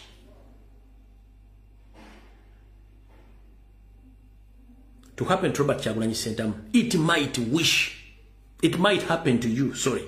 Whatever you wish to happen to Robert Kyagulanyi, it might happen to you or to your family very, very, very soon. But why do you hate Robert Kyagulanyi Ssentamu to that extent? Yakola ki? Gwe kyoyagala okukola kisobola okukuddira obudde bwonna oba okudda mu family yo. Ensonga lwaki nze bagamba saagala byabufuzi, saagala nnyo kutuula ne bannanfuusi. Nina ekizibu kimu nga nze omuntu. Bwe mmanya nti tuli munnanfuusi nkwewala nnyo kubanga nze kye siikole nkikugambira nti kimu sigenda kikola. Kye nnaakola nkugambira nti ngenda kikola. Kye nnaalowoozaako nkugasooka ompemu obudde mmale okwerowooza ndabe nti nnaakikola. Era bwe kinemera nga tekisijja kikola. Ompulira bulungi nnyo. Mpe ekitiibwa omuntu ansinga mu buli nkola yonna ate seegulumiza. Era sinze muntu yandiyagadde okulanga bannayuganda bafa wadde omuntu yenna okufiira obulamu bwe mu byobufuzi. Naye nga tukyayina mentality mu buddugavu bwaffe buno ng'omuntu agezaako okuvuganya omwagaliza kufa gw'obeerewo aziifu nti bw'omutta obulamu bwe budda ku ggwe oba olina kyebweyongerako. One, kambanyumize theory ya death oba ey'okutta omuntu. Gwe akinishiatinze oba akikozeko program osobola kibuuka ng'ossa omuntu naye tekisobola kubuuka baana bo oba bazzukulu bo kisasulira ogw'omusaayi tosobola.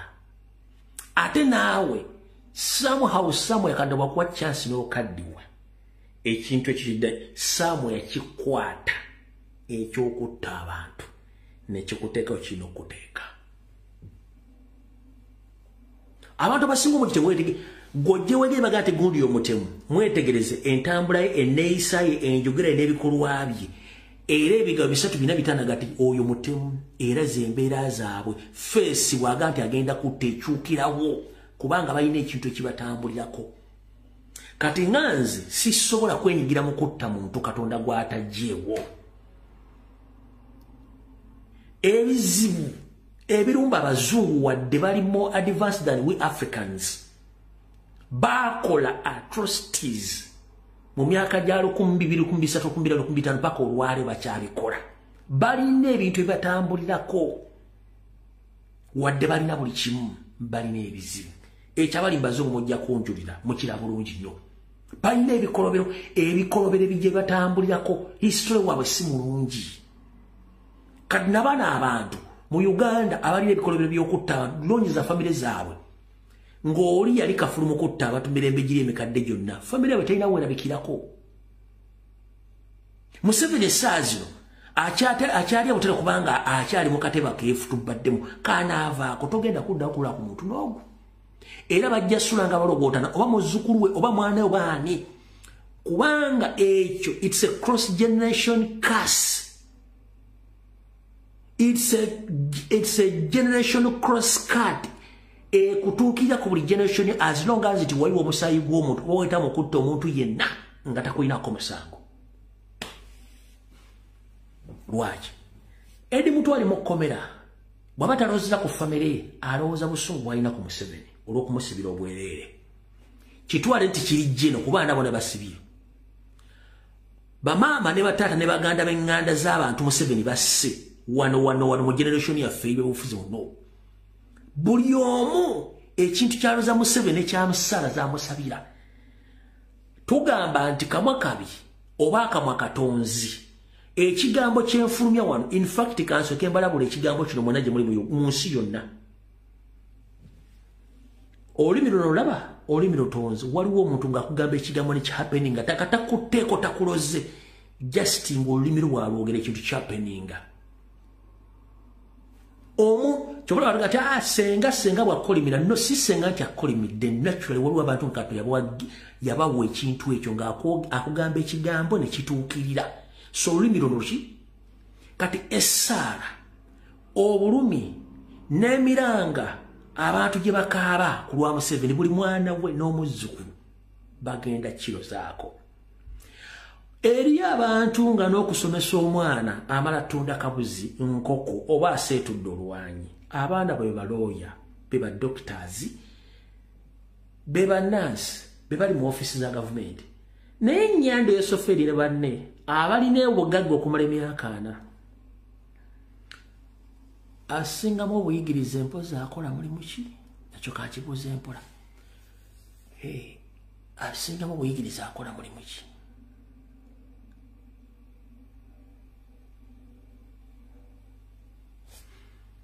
Nyandwe senior 6 drop out bwaba yagituula Jenati senior 2 drop out janku baana abawala kitokota si kisaanikire omulala atunga byalaani omulala pastor omulala afuuka motivation speaker omulala musiyazi ono tuswigiri ali awo yafuuka dormant munyuwa wala gyanwendeku anywa wala n'amacupa n'agagaaya ompulya bulungi nnyo kati balina cross generation curse eyo kati mwasinga obungi batuukira Museveni mugati batuukira Museveni tumutya temutya kubanga mutya no Museveni bw'omutunira bwoti nga gwe mufeesinzi ekyo ky'ogamba nti kyo ky'omutyako already yeetooloddwa kasi z'abantu gw'omulabange kati kinga bw'onoosanga empologoma physically ng'obadde ogyekanze bwekanze ekikugira bw'onga ompedde egenda kundya neri yabasurviving empologoma n'etamulya kati mwekyo mugamba osikala Museveni simanyi okyuka ng'omutya simanyi tomutya no ebikolobero bye yakola byonna emizimu egimwetooloddeko ebimutambulirako byemulooza nti musajja simanyi ayi talina maanyi ebyo ebintu byebakolobero bajja okukola bye baakola kati nga Salimu Senade mu ggulu eri yava mu nsiko bamuterawo baani omulundi gumutaddangamu kutambula nakati waali asula mu tenti ng'ali ku byota akuma sente azirina kikyakuma eri omugamba wanzitira ki mwatuttira ki kale maama muli bamulaba ki ababeera eruweero Metiya Naggomba mwawuliranga emizimu nga gikaba mu bibira mpaka lwe bakuŋŋaanya amagomba agone eruweeruwa kati egyo emizimu gy'abantu egyagendanga gitooza nti giba gitudde ekyo tuyita generation cross cutting yonna ng'etambulira ku mmwe okitegeera kati bano abantu kyekintu kye balina nkyakola okunoonyereza kubanga ono omukyala Anita Amongi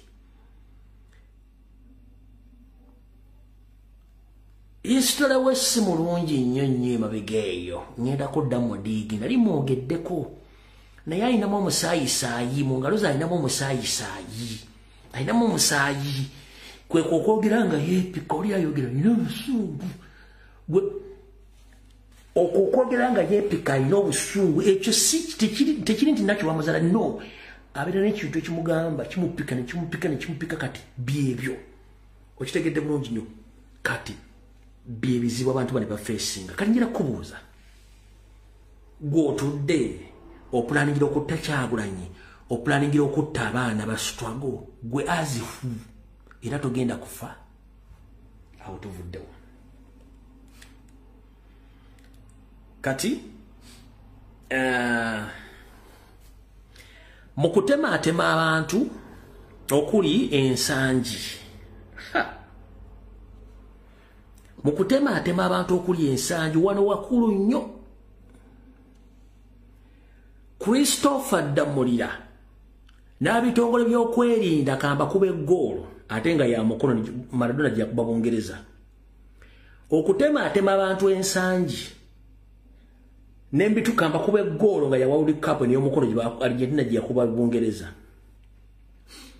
munnange ensangi bwe batemaatema abantu Damulira kennyini asindikayo bambega kugula wundi batandika okupikinga information n'okutrackinga abantu tageti ze balina okutta abantu abayita bannamawulire bagenda babuuzabuuza information babatemye ddi babatemye batya wano wabeerawo baani abantu bakyogerako batya okuŋŋaanya information era abantu abo baleka ennamba mbo bakubireko naye ekisinga okusesa okimanyi omu eyeeyita nti yabadde agenze kunoonya information ku ground mwana muwala wa Bukedde TV bamuyita Nabunnya naye Nabunnya ono mbega era agenti kati kansome ennamba ye ogiteeke mu WhatsApp olabe ekifaananyi ekijjako wandika ennamba eno ennamba eri +256 705 43 0083 gisevinge ombulire ekifaananyi leeta kyaki to prove you wrong mwena badawutinga information yange ono mbega akola ku Bukedde naye nga mbega wa crime intelligence atambula yonna gye batemyetemye abantu nga balekera ennamba bambuulire abantu boogera ku kibuki nga akuŋŋanya information wandika ennamba eno eri +256 705 430083 gisevinge olabe ekifaananyi kuliko kyaki tokijjaako gwembwa gwe kamalo kiraga wana abantu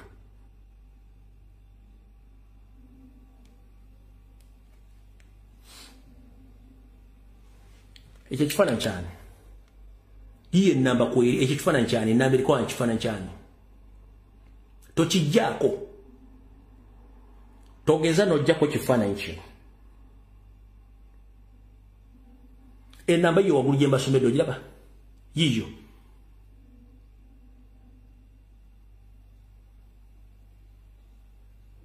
eyo profile picture ye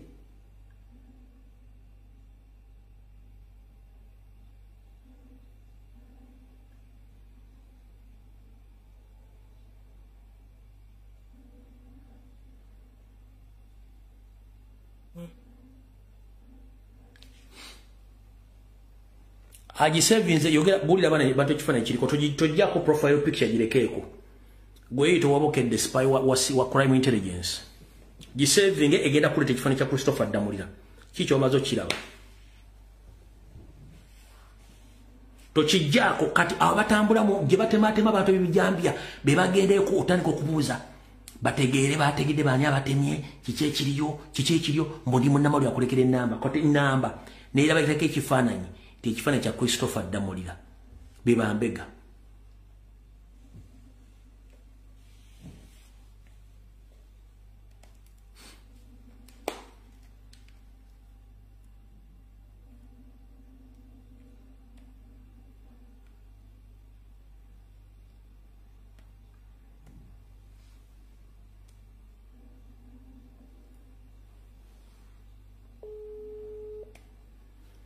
Aya, tugenze mamboka.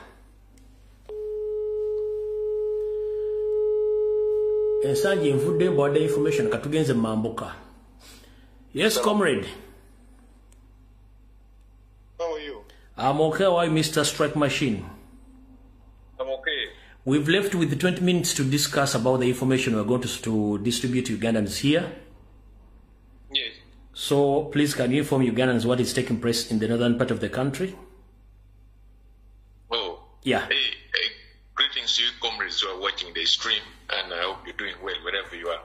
Now, in regards to the issue in northern Uganda right now, all of you understand that Crooked Museveni, Alikumu northern Uganda, like weekend, Elikumalawo, Gaya Badali Mukuni, Mu West Nile sub-region, Gavude Mulang sub-region against Mu West Nile sub-region. He has been to Koboko, wherever you've been seeing all that has been happening. Now, alikuja mu Acholi sub-region Musazino. Kasina kutandika kuyogera ku nsonga za Acholi, Museveni alikuja mu Acholi. Nyala kubabula ensonga kimu. Mu northern Uganda, let's say for instance in Terego, nga Museveni yagenze. Tulina private school. I think only 2 private schools. In the whole of Terego, we have only 2 private schools. The Tulina private schools mungi nyo muri district mu northern Uganda. Nga names like Kampala, where we have very many private schools all over. Oshegera. Nga bagaye mu government nga Bujingo, Bujingo, is it Christos or Minister of State for education.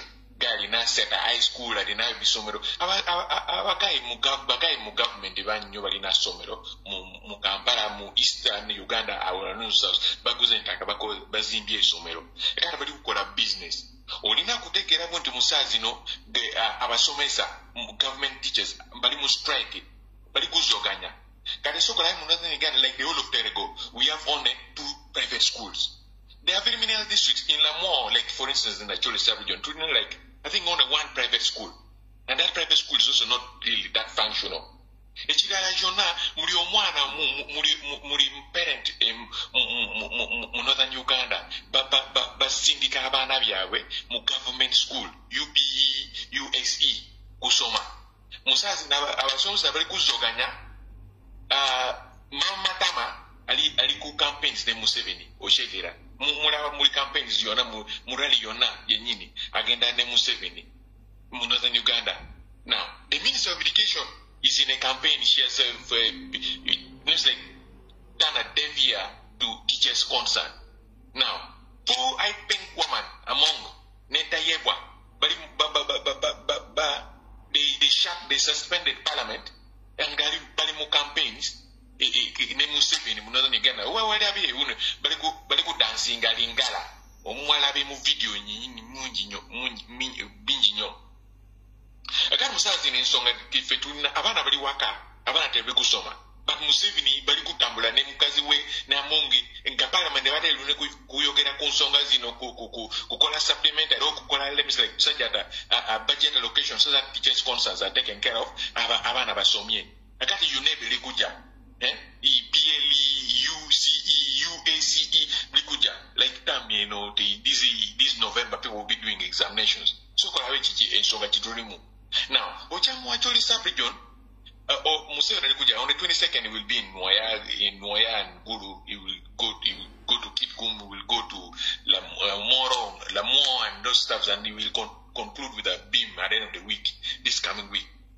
Mugulu abasirikale lero a Joe was washed lero like bangamu bali kugenda maaso ne kunsonga eyo abasirikale UPDF, you know the barracks is in Gulu. Salim Salavera mo barracks ayo na enyini. Now there is a UPDF officer in the Gulu nonya chepana ye nelinya ye. That guy has been commanding. They have been arresting. You know we have a lot of street kids. Mumani wunu abavude mo karamoja abajamu street ya Gulu ngakamba ayo. Then wale wabana gababade like child soldiers oshegera child soldiers bali mugundi bali mu street tebali na wakobera bali gundi nakati I will send you a video of NRM t-shirts that were brought. These people are arresting young children, the street kids, and are giving them and are loading them somewhere. I hear they're being given t-shirts, NRM t-shirts, and are being prepped for Gundi. And I hear they got also noob t-shirts, by the way. They're being prepped that on the day Museveni will be coming to Gulu and then to Nwaya, there will be massive defection. So they are grabbing children from streets and these other homeless people, and they're giving them noob t-shirts and then NRM t-shirts. So they will defect that very day when Museveni is coming. On the 22nd, by the way, 22nd, Abiri Mo Abiri. Museveni, I think on Museveni alikuja Mugulu. So they will defect, like people are defecting from Noob to NRM.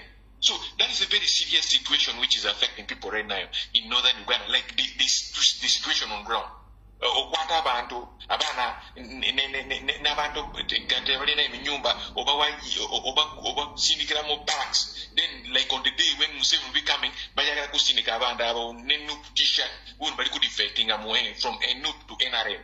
The others are defecting from FDC to NRM. Kiki bali kukola musazino. Then whatever information nampulide. This is also something that goes to common passions. Ojukira Sudiri yaje Mugulu. Ojukira.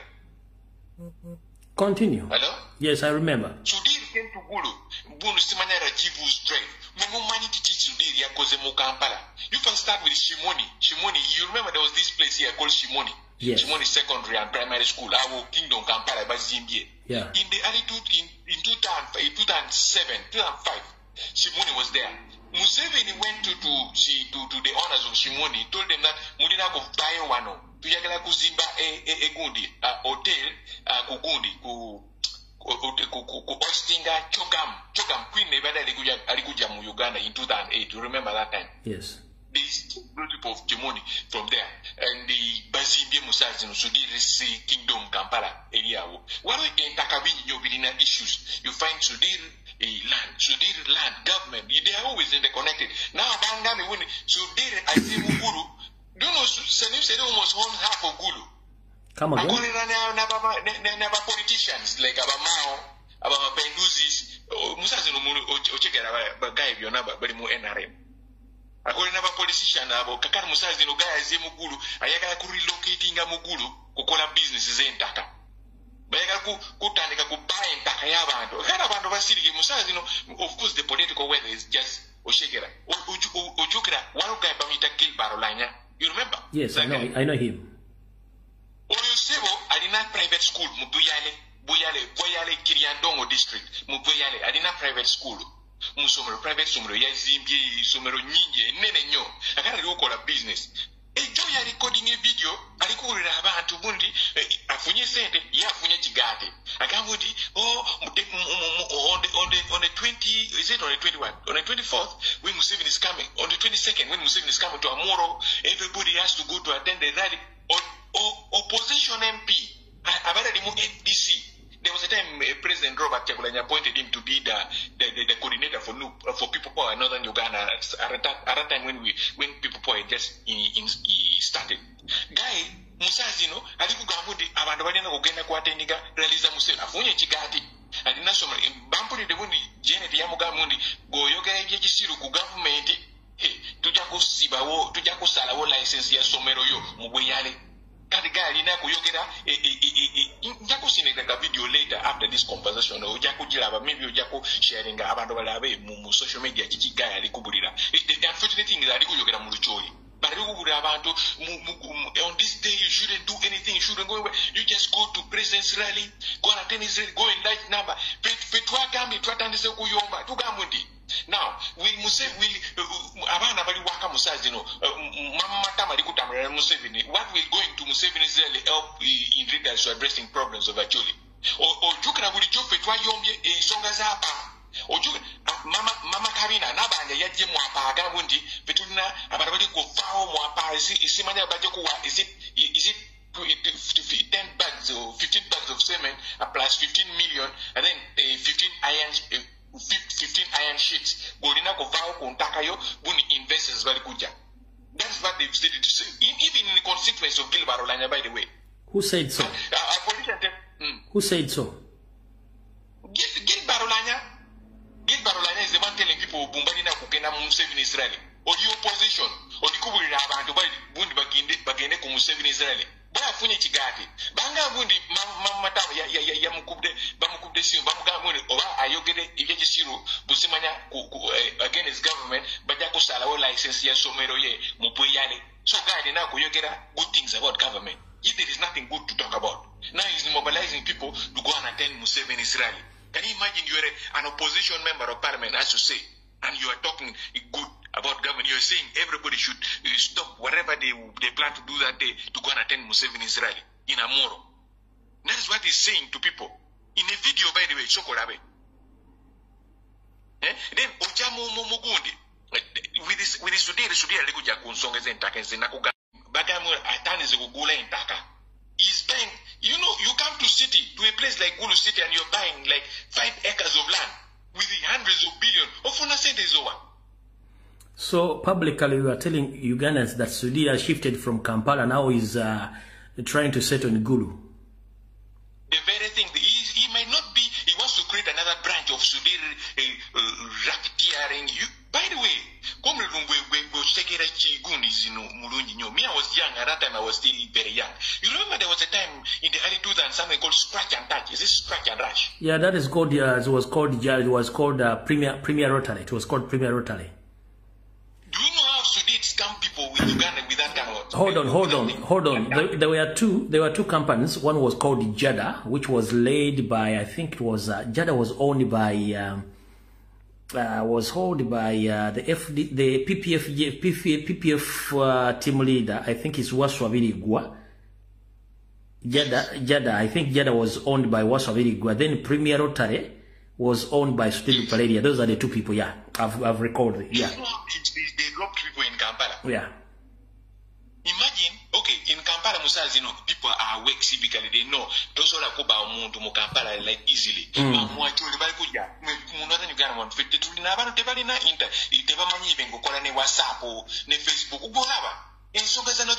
Mostly comes to Rumi and also. But there is a lot of ignorance of Chimani. They were exposed. The interest of these people here. Museveni could get a t-shirt. So now musicians yesterday, they've been fighting over 50 million. Don't Richard, the Secretary General of NRM, Yajene 50 million. Yahweh Gundi, Warugai, Ayayimbi, Tumbiza Sound. Bamita easy the lyric or guy or money. Baba Yomye social media then don't give them good decimal. They're getting peanuts because the cases are getting the billions and the billions of shillings, they can millions all over and all those stuff. Now don't give these guys money. Now Abayimi Bariko Luana, Northern Uganda. Omuna Yaga Kusima Matam Yo Montori, then we call the Konsong as I send 50 million. Can you imagine all the artists in Acholi and to share that 50 million? Wealth creation, so the issue is today is going to create a racketeering, like a kind of a branch of whatever he did in Kampala when people had not yet known him in Gulu, in Acholi Sapijon. Imagine the kind of destruction it will cause by the time people get to know. Here you read about some part of land in some place called is there a Bayara forest? He is just getting land. Not small 5 acres in the city. No city. Or 5 acres. Do you know what that land means? I call it billions of shillings. But Comrade Strike Machine, let me ask you one simple question. Yes. What went wrong with the people from the Western Nile and the northern part of the country? What went wrong? Did they lose hope? They were fooled, or they are not informed? Because sometime back we used to know that the people from northern Uganda, they're not a joking subject, but what went wrong? One, there is ignorance. People are not informed on the interests of these people here. Because when they're coming to northern Uganda, they don't come like, they're coming to work like the way they come wide and all those stuff. They use leaders. The people are getting to learn this, but few yet know this. That is the first. Then secondly, these people really spread a lot of they came and politics ya Uganda abamu northern Uganda alina munyarwanda mu nyumba ye, even our king alina chotera dide wote alina chotera mu buliri ye echotera omukazi alina tali mucholi in normal circumstance oli king ya Uganda olina kobera ne omuganda gwa mukazi wo oli king ya ucholi olina kobera ne mucholi mukazi mucholi nga mukazi wo chichecho. No circumstance. Because it was that gives back to the air. Now, another thing, muri politician mu, Todwong Richard alina mu Nyarwanda, mu Ulirie. General Tema, buli mao manyi, buli omuntu omu. Then these women are the ones now controlling the things. You find bagenda muchalo, balaba, ani aline ntaka enene nyo. Then masinika mukazi wali agenze ainda maringire wali mu nyumba wali. Then mukazi wabera mu control. Like you see the king of this one here, Rora Pierre. The daughter to Rora Pierre, Ali married the son of Rakana Rukunda. Can you imagine the daughter to Rewati is married to the son of Rakana Rukunda? What do you think would happen? You see, this is by entering into bedrooms. Only bedrooms, you're not yenini. And these guys here, you know, most of them are sick. That is the unfortunate part. But what they being in you, and this one is concrete here. It's a very hard one. All our politicians and government were 5 years at the time he was even on a wheelchair. Theirs is a bit complicated. Very tough kind of variety. All right. So we have a lot of problems, but I'm waking up. People are waking up. People are getting to understand this reasons, but it is taking time. Which they didn't know would they. All right. That's why it is our responsibility to kudina kuyogera konsongas every day yona yenyini gatufuna o sawa kuyogera konsonga eno. Because that is how people will understand that it is our responsibility, is their responsibility, and we need to wake up to this reality before these people sweep us over. All right, Comrade, thank you for that information and clarification. I think when I come back on Sunday, I might call you back to give more details about the information. So thank you very much. For you. Okay. All right. Information mujide fama bukage Uganda. Ekizibu kyonna kisigala kizibu kyekimu ekitwetoolodde. Abantu tebalina kutegeezebwa, tebalina information, tebamanyi buvunaanyizibwa bwabwe, tebamanyi ddembe lyabwe. Kyekizibu ky'Abannayuganda. Era kyekizibu ekibadde tutaana mu Buganda nti abantu tebamanyi information, tebamanyi ddembe lyabwe, tebasomesebwa, tebasomeseddwa. Kyovula nti elite batumanyiira. Nga boogera mbu bo bamanyi naye nga bo bagenda eri bakwata ssente ne basirika ne bagaggawala. Kati ekizibu ekiri mu Northern Uganda kati fwana tutandise okirwanyisa. Kati bwe tuba tulwanyisa ekizibu ekyo nti member parliament nga Ssegona akali ebyoya bw'agenda n'atula na Museveni n'amuwa billions of money eri mu Busiro East teba muntu yena ategera Ssegona afunye ssente balabulabe nga teri service teri kintu kyonna ye nga agaggawadde amaze. Ngira tebalina information ku bintu bigenda maaso mu ggwanga. Kati ekyo ffe kitukola wano kye kisinga okuluma Museveni eky'okusensitizing abantu n'okubaza okusa. Era ne Kyagulanyi kyali mu kukola essaawa zino okuzuukusa Bannayuganda kye kisinga okuluma Museveni essaawa zino tewali kirala. Era kyovula ebiina byonna bye yali awandiisa byonna biganginze up against omuntu ogwo Kyagulanyi Ssentamu byonna. Tulina olutalo. One man, Robert Kyagulanyi Ssentamu, is against almost 15 political parties, including NRM.